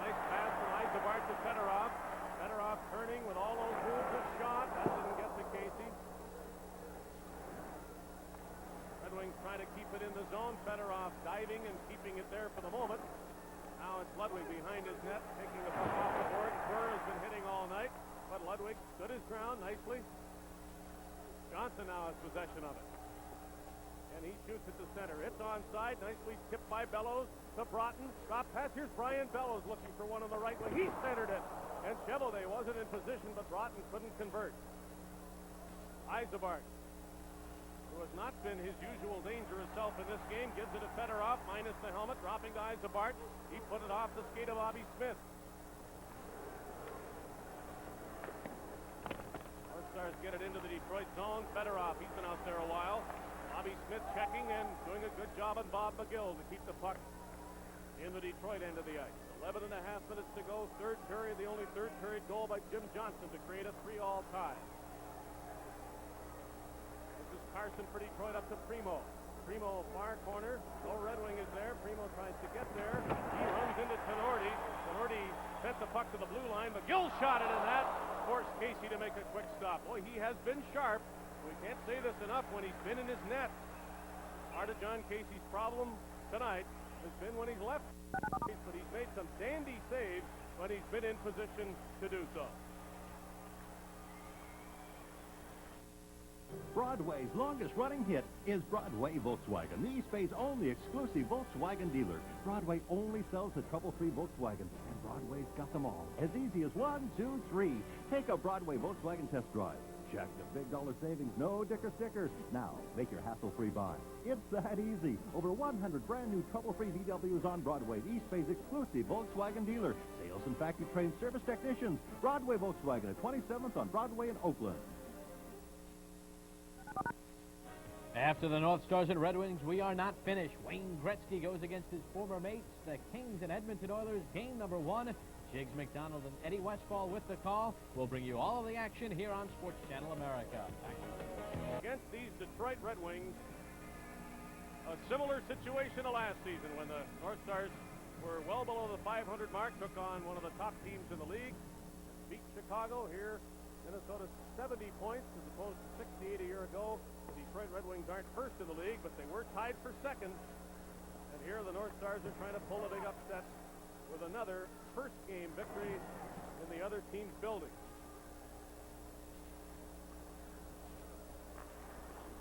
Johnson shot it past everybody at center.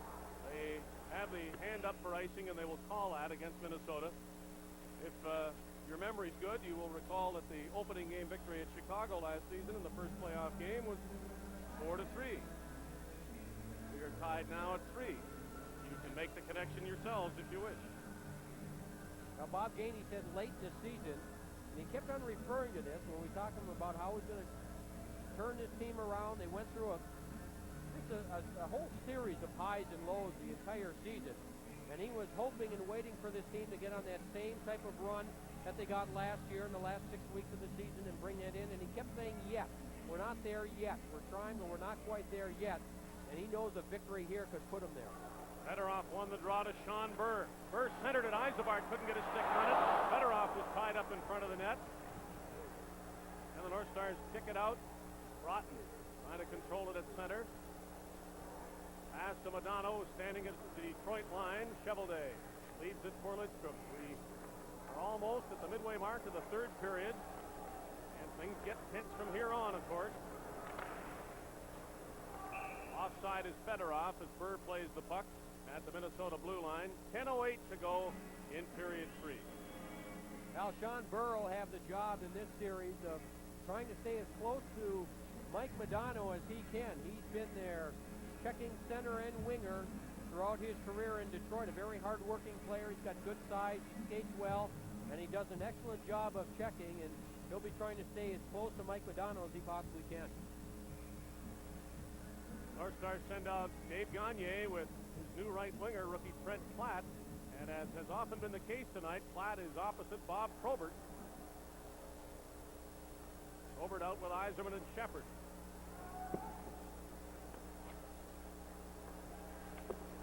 Shepard plays it to the corner. Probert took a hit from Jimmy Johnson. Casey sent it around to the board. Dahlin, nice pass for Platt, a little too far.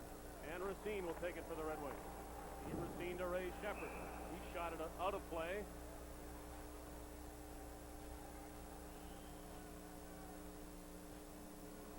a backup goaltender for this team. We talk about goaltending. Is Greg Millen of the Detroit Red Wings. He's the backup. And last year, he was the backup for the Chicago Blackhawks, who finished #1 overall. He was actually signed by the New York Rangers and then traded here about midway through the season. Played in 10 games as the backup, but they were counting on Vincent Riendo, who they acquired from St. Louis earlier in the season to help take some of the strain off Tim Shovelday. Riendo's been hurt the entire year, and Shovelday has been forced to play in 72 games. Of course, Millen's not the only Red Wing out here tonight. It was a Blackhawk last season when things went awry for Mike Keenan's crew. Of course, defenseman Bob McGill out on the ice now. Went to the San Jose Sharks in the expansion draft and is now Red Wing after a trade at the deadline. Ray Shepard lost the puck off his stick, and Gagne has it at center. He winds up and fires a long one on Shovelday. This is Racine now as the Red Wings try to counter quickly with the North Stars changing. On the right wing, Shepard is offside. The Red Wing wingers, and I mean Shepard, Paul Isabart, just haven't been as sharp as you would expect, and they are two of these 530 goal men that the Red Wings boast. Hey, sports fans, play the Super Fan Baseball game and win Fantasy Baseball Getaway. To play, just visit participating Round Table Pizza restaurants and pick up a game card today. Hi, I'm Mark Pitter, the host of Sports Channel's Free Preview Week. Because of the NHL strike and delayed NHL playoffs, we're going to have several last-minute programming changes throughout the week. But we'll be updating our program information live to make it easier for you to find your favorite shows. Stay tuned this week and call 1-800-4R-SPORT or call your cable company now to order Sports Channel. They're still in the second period at Chicago Stadium. Curtis Joseph versus Ed Belfour, and the only mark made by Dave Christian as St. Louis scored early in the game, and the Blues lead the Blackhawks 1-0.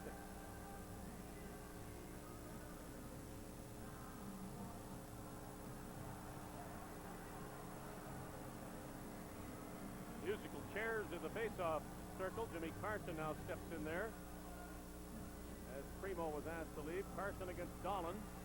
And Carson won it back to his defenseman Konstantinov over to Chason. Flipping it high. Miller trying to get loose. He's been grabbed at the line by Gavin. Effective work by Stu Gavin. Not letting Miller get after that loose puck. Now Gavin has the puck on his stick. Off the board, Bobby Smith races after. Sends it a little deeper. Konstantinov is being hounded. He got the puck up to Primo. The big reach allows him to take it and shoot it. Miller knocked down again. It hasn't been a tidy shift for him. Now he's got the puck, and he lost it to Dahlin. Dahlin avoided a hit, or almost, by Konstantinov. Good. Oh, now there's a big blow on Primo. Here's loose as Carson, and he couldn't take the pass out of the air. Back to the point. Chason got his shot blocked, and into the corner. Gavin with 8:20 to go in the period, straight up the center.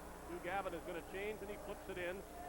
Now the wings, Shovelday leaves it for McCrimmon.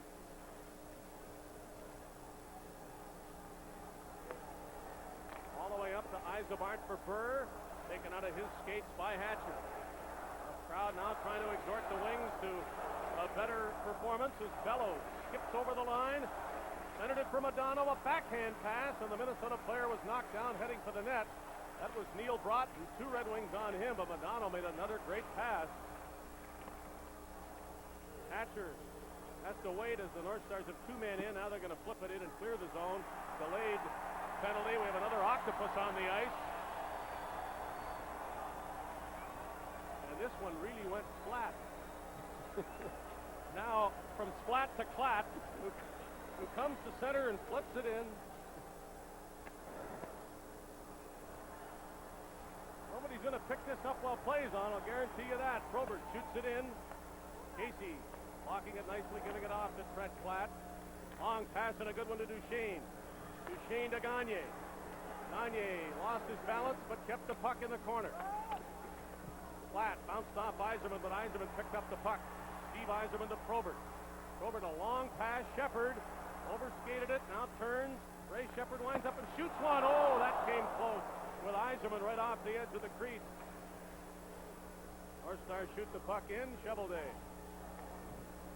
leaving it for Bob McGill up to Yves Racine. Racine to center ice. He flipped it in. Shepard reached for it, couldn't get it. Bobby Smith. One move at the blue line. Another one at center. A good play to Gavin. Gavin off to Dahlin. Dolan shoots one. And Chevelday has it on the goal line. They can finally clean the ice now of the Seafood with 6:21 remaining in the third period.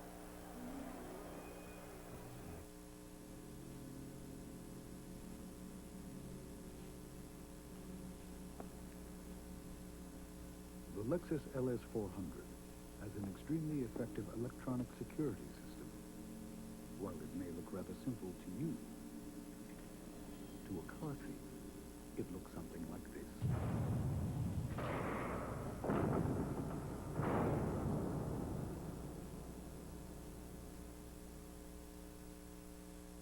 Late in the second period at Chicago Stadium, the Blackhawks tie it up. Gorgeous play here by Mike Hudson. Gets it over to Brian Noonan.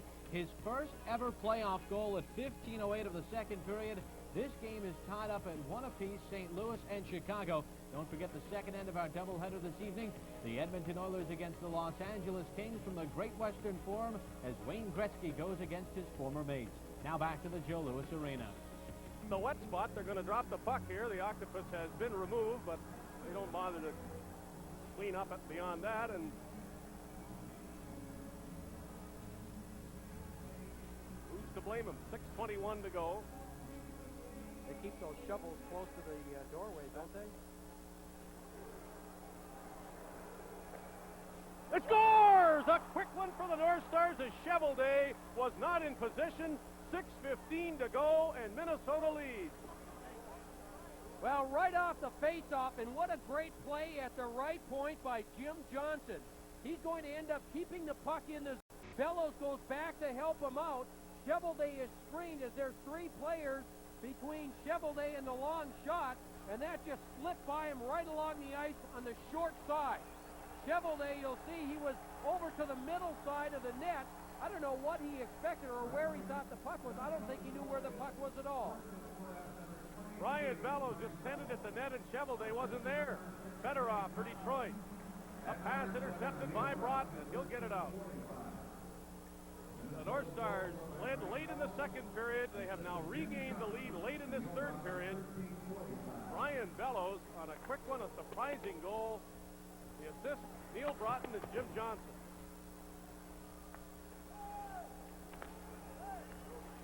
Shane back of the net, held there by McCrimmon. North Stars keep the pressure on with puck possession. Gagne turning. He shot it at the net, and that was not unlike Bellows' drive. It found its way in.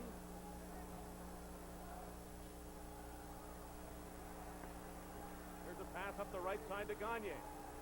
Ahead for Klatt. It'll be Konstantinov, bothered by the rookie Trent Klatt. Konstantinov gets away from him. Klatt still with him. Now a pass to Chason at center. Steve Chason over the line, and he flips it back of the net. Casey out of the goal. Misplayed it. Centered. Oh, good play by Craig Ludwig to cover up in front of the net. That puck had come right into the slot. Who knows what would have happened, but Ludwig prevented that.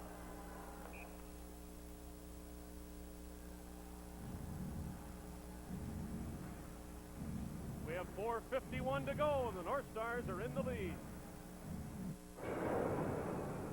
Every sports sedan is supposed to do well in the fast lane.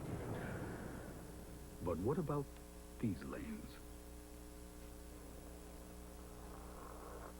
At Lexus, we've achieved extremely tight tolerances between all major body panels. So not only does the ES300 look like it's put together well, it actually is put together well. Early third period at the Pacific Coliseum. Phil Housley with the puck, fires it on net, and is able to get it home. And Winnipeg has tied up Vancouver as they play early in the third period. And he surprised Chevelday. It's really hard to know what Chevelday was doing. There was a Minnesota player on the other side of his crease, but he was moving there for no other apparent reason, and out of position allowed the puck to slide into the net. Dave, I think that he thought the puck was over in the middle of the ice somewhere. That's the only explanation I can come up with. Casey now flips it into the corner.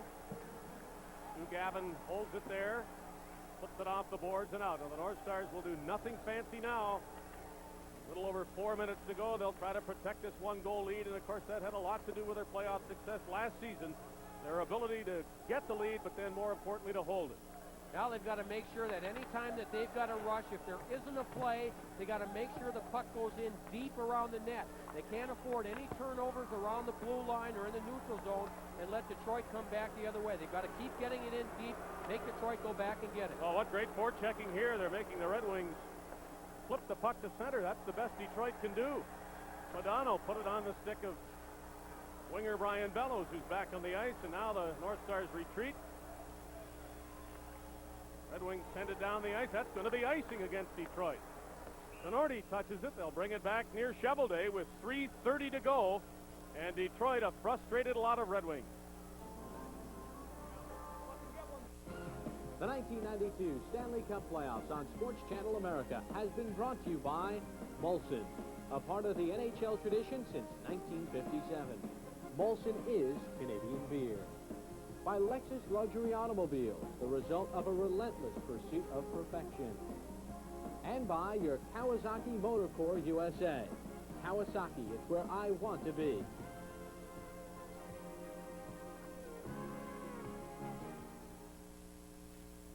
Don't forget the second game of our doubleheader this evening. Wayne Gretzky and the Kings square off against the Edmonton Oilers, 10:30 Eastern Time. Jiggs McDonald and Eddie Westfall will bring you into action as these teams square off for the 4th consecutive year. 3:30 left, third period. Minnesota trying to protect a one-goal lead or add to it. Yzerman is out there to try to equalize for Detroit. He has one of the 3 Detroit goals. And Dave, what the North Stars are doing now, they've got 4 players back, and the centerman is just forcing at the top of the circle and trying to force Detroit into turnovers. North Stars flip it out of play, and they will face it off near Casey now with 3:08 to go. Every faceoff becomes that much more important in this situation, and the North Stars have done a surprisingly good job on the draws. Well, they have won the majority of the real important face-offs. The offensive and defensive face-off, very few times has Detroit had an opportunity off a face-off. Well, Brian Murray can hear it now if the Red Wings drop the opener. He has not had a history of playoff success in his days with the Washington Capitals or here in Detroit. This season was expected to be an easy first round, maybe even an easy second round for these Red Wings. And they are in danger of getting off on the wrong foot here. Lidstrom fanning a shot. Lidstrom kept it in, hit from behind, and I think a penalty was warranted there. North Stars now have Modano reaching for the puck, getting it, shooting it. Oh, Shovelday having to react to Mike Modano's attempt. Here's a centering pass. Broughton in deep. It's the North Stars coming close to scoring, and the Red Wings should be the ones on the attack. But Minnesota done a great forechecking job here since they've got the lead with less than 7 minutes to go. And this just looks like last season all over again. What a job they're doing. And again, as soon as Detroit has plenty of control, they just back out. This could be icing again. No, the puck was touched. They wave it off. But the puck will come out and down to the other end for Steve Chason. Off the boards to Shepard. Shepard flips it in. Probert did not stay onside. Now has to come back. And Probert just dejectedly skates to the bench. As here is Yzerman. His shot. Casey watched that go wide. Duchesne on the rebound. Hit by Burr. Gagne there too. Red Wings wanting a face-off, but they're not getting it yet. They're going to have to get the puck loose themselves, and this wastes valuable time, and then the North Stars flip it out after the play does come free. Here is Steve Chason shooting it in. Casey to play it with 1:40 to go. Shovelday looking to the bench to find out what's happening with the extra man. Brian Murray not yet summoning his goaltender to the bench. The Wings pass it to center, but all Yzerman can do is send it on, and Derek Smith shoots it back into the Detroit zone with 1:25 left. Konstantinov pass right in the stick of Bobby Smith, and Shovelday stops him. Konstantinov tying up his man behind the net, but that's where the North Stars want it. Deep in Detroit's zone, and they'll get a face-off there with 1:07 left. Winnipeg breaking out on top in Vancouver at 3:15 of the third period. Eddie Olchuk is able to beat Kirk McLean, and Winnipeg is forged ahead 3-2 in the third. Early in the game, the first minute actually got hit by Sean Burr and has missed the rest of the game with some injured ribs. But the North Stars have really held strong here and really come together as a team, Dave. I mean, they're just playing terrific hockey, especially in their end. Todd Ellick now is showered up and standing behind the North Star bench. As I mentioned earlier, injured on the first shift of the game on a hit by Sean Burr. That has put a lot more pressure on Neil Broughton, Bobby Smith, even Mike Modano has played some center tonight. And have they ever responded? Minnesota's taken the lead with 2 third-period goals. So has Winnipeg at Vancouver. Evgeny Davidov and Ed Olchuk for the Jets, trying to pull an upset at Vancouver. Upsets are possible and perhaps even usual in any playoff season. In a strike season, well, it just makes things that much more unpredictable. And we may have a shocker here and one in Vancouver, too. Yzerman, as Cheveldae leaves and goes to the bench. Casey's out of his net, leaving it for Tenorti. Hit from behind, rocked into the boards. Miller centered it, nobody there. Racine couldn't get to it. Here's a chance for Carson. Great play by Broughton to prevent a scoring opportunity by Carson. The puck is along the boards, and it now comes out. Net is empty at the Detroit end. Red Wings has to get it over center and shoot it in. Miller alone on the left side. He's hit. Puck goes down deep. Duchesne, a good move away from one man, and Duchesne will skate it out if he can. Just get it over the line with 20 seconds to go. The Red Wings ready to fire it in as Yzerman comes back on side. Casey comes out. 13 seconds left. Tenorti up the boards and out. Now they blow the whistle with 7 seconds left, and the fans have turned and decided to go home, most of them. Not sure about the whistle. It's going to be faced off just on Detroit's side of center. They're calling it the puck was played with a high stick after it came off the glass. That's why the whistle was blown. Now Bob Gainey's going to get a chance to put the players that he wants out on the ice. But what a job the North Stars have done in their end. You talk about getting a taste of the playoffs at a young age. How about Darian Hatcher in the game he's played? And the time he's been out there, all the important situations. Bob Gainey comes right back with them again now. He and Mark Tenorti have probably played 30 to 35 minutes of this game, and they have been strong from the opening faceoff. The Red Wings right at the bottom of your screen have Paul Yzerman as a lonely end. You can't see him, and I don't know if the North Stars have seen him, although it's hard to miss. The bench is looking right at him, but they've got Yzerman with his back right against the glass on this near side. Perhaps they're going to try to win the draw and feed him a breakaway pass, but the North Stars will surely react to Yzerman's positioning. Well, Bob Gainey is not using his timeout. Robert got it back. They shoot it out from their own line, and that'll be icing. With 0.2 seconds remaining, this game is over, folks. And the North Stars, who won 4-3 in Chicago last season to start the playoffs, have won 4-3 in Detroit. And they're giving John Casey high fives, both Tenorti and Hatcher. Now Cheveldae will come back in for a face-off deep in Detroit's zone. All they can do is drop the puck here, and the North Stars will go back and celebrate for real. Joe Louis Arena trying to set a record for emptying a 20,000-seat building. Everybody is leaving fast, and nobody's too happy here as the final buzzer goes, and the North Stars celebrate the beginning of playoff run 2. So Minnesota comes up with the victory. They upset Detroit at the Joe Louis Arena, the final 4-3. We'll be getting you to Edmonton and Los Angeles and more of our NHL coverage after this timeout. We now pause for a regional break.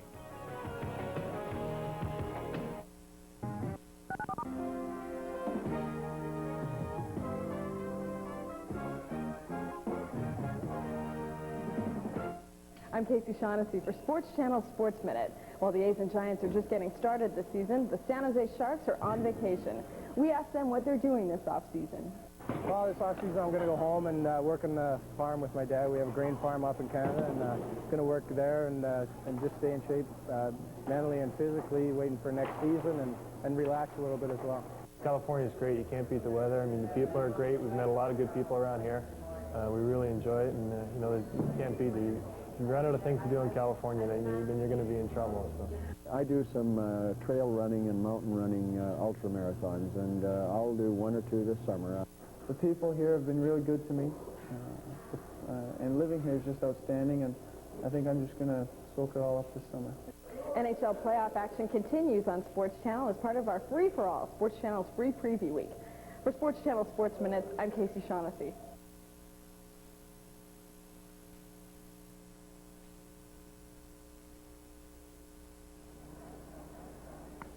And it's hit in the air to center field, and Butler races back, and it's over his head. Henderson comes in to score. Weiss is being waved in. He scores. My most memorable moment was probably Mike Moore's double that broke open, I believe it was Game 4. And that's the thing I remember most about the '89 series. Pitchers don't hit like that. He swung the bat well in the series. You can win the bases from the only World Series to bring the A's and Giants together. Courtesy of Sports Channel, the only channel that brings the A's and Giants together. It's our Great Bases giveaway. Send a postcard with your name, address, and phone number to Sports Channel, 901 Battery Street, Suite 204, San Francisco 94111. The winner will be announced during the A's game against the Angels on Monday, April 20th, the last night of our free-for-all. Sports Channel's free preview week.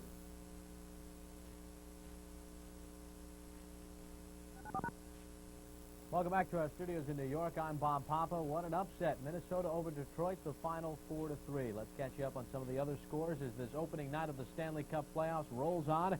At the end of the second period, it is Chicago 2, St. Louis 1. Jocelyn Lemieux's goal at 19:23 of the second period gives Chicago the lead. St. Louis led 1-0 on Dave Christian's goal. Brian Noonan has scored for Chicago as well. Winnipeg and the Vancouver Canucks. Third period action. Winnipeg in front. The score 3-2. Winnipeg has scored twice in the third period. David off 18 seconds in on the power play, and then Ed Olchuk puts Winnipeg ahead at 3:15 of the third period. So that is where they stand. Well, throughout the course of the playoffs, we will bring you our Kodak snapshot as we take a closer look at the players around the NHL, and our focus zooms in a little closer on goalie John Casey of the Minnesota North Stars. Casey comes up big in the opening night of the playoffs. John Casey led all goaltenders with 14 playoff wins last year.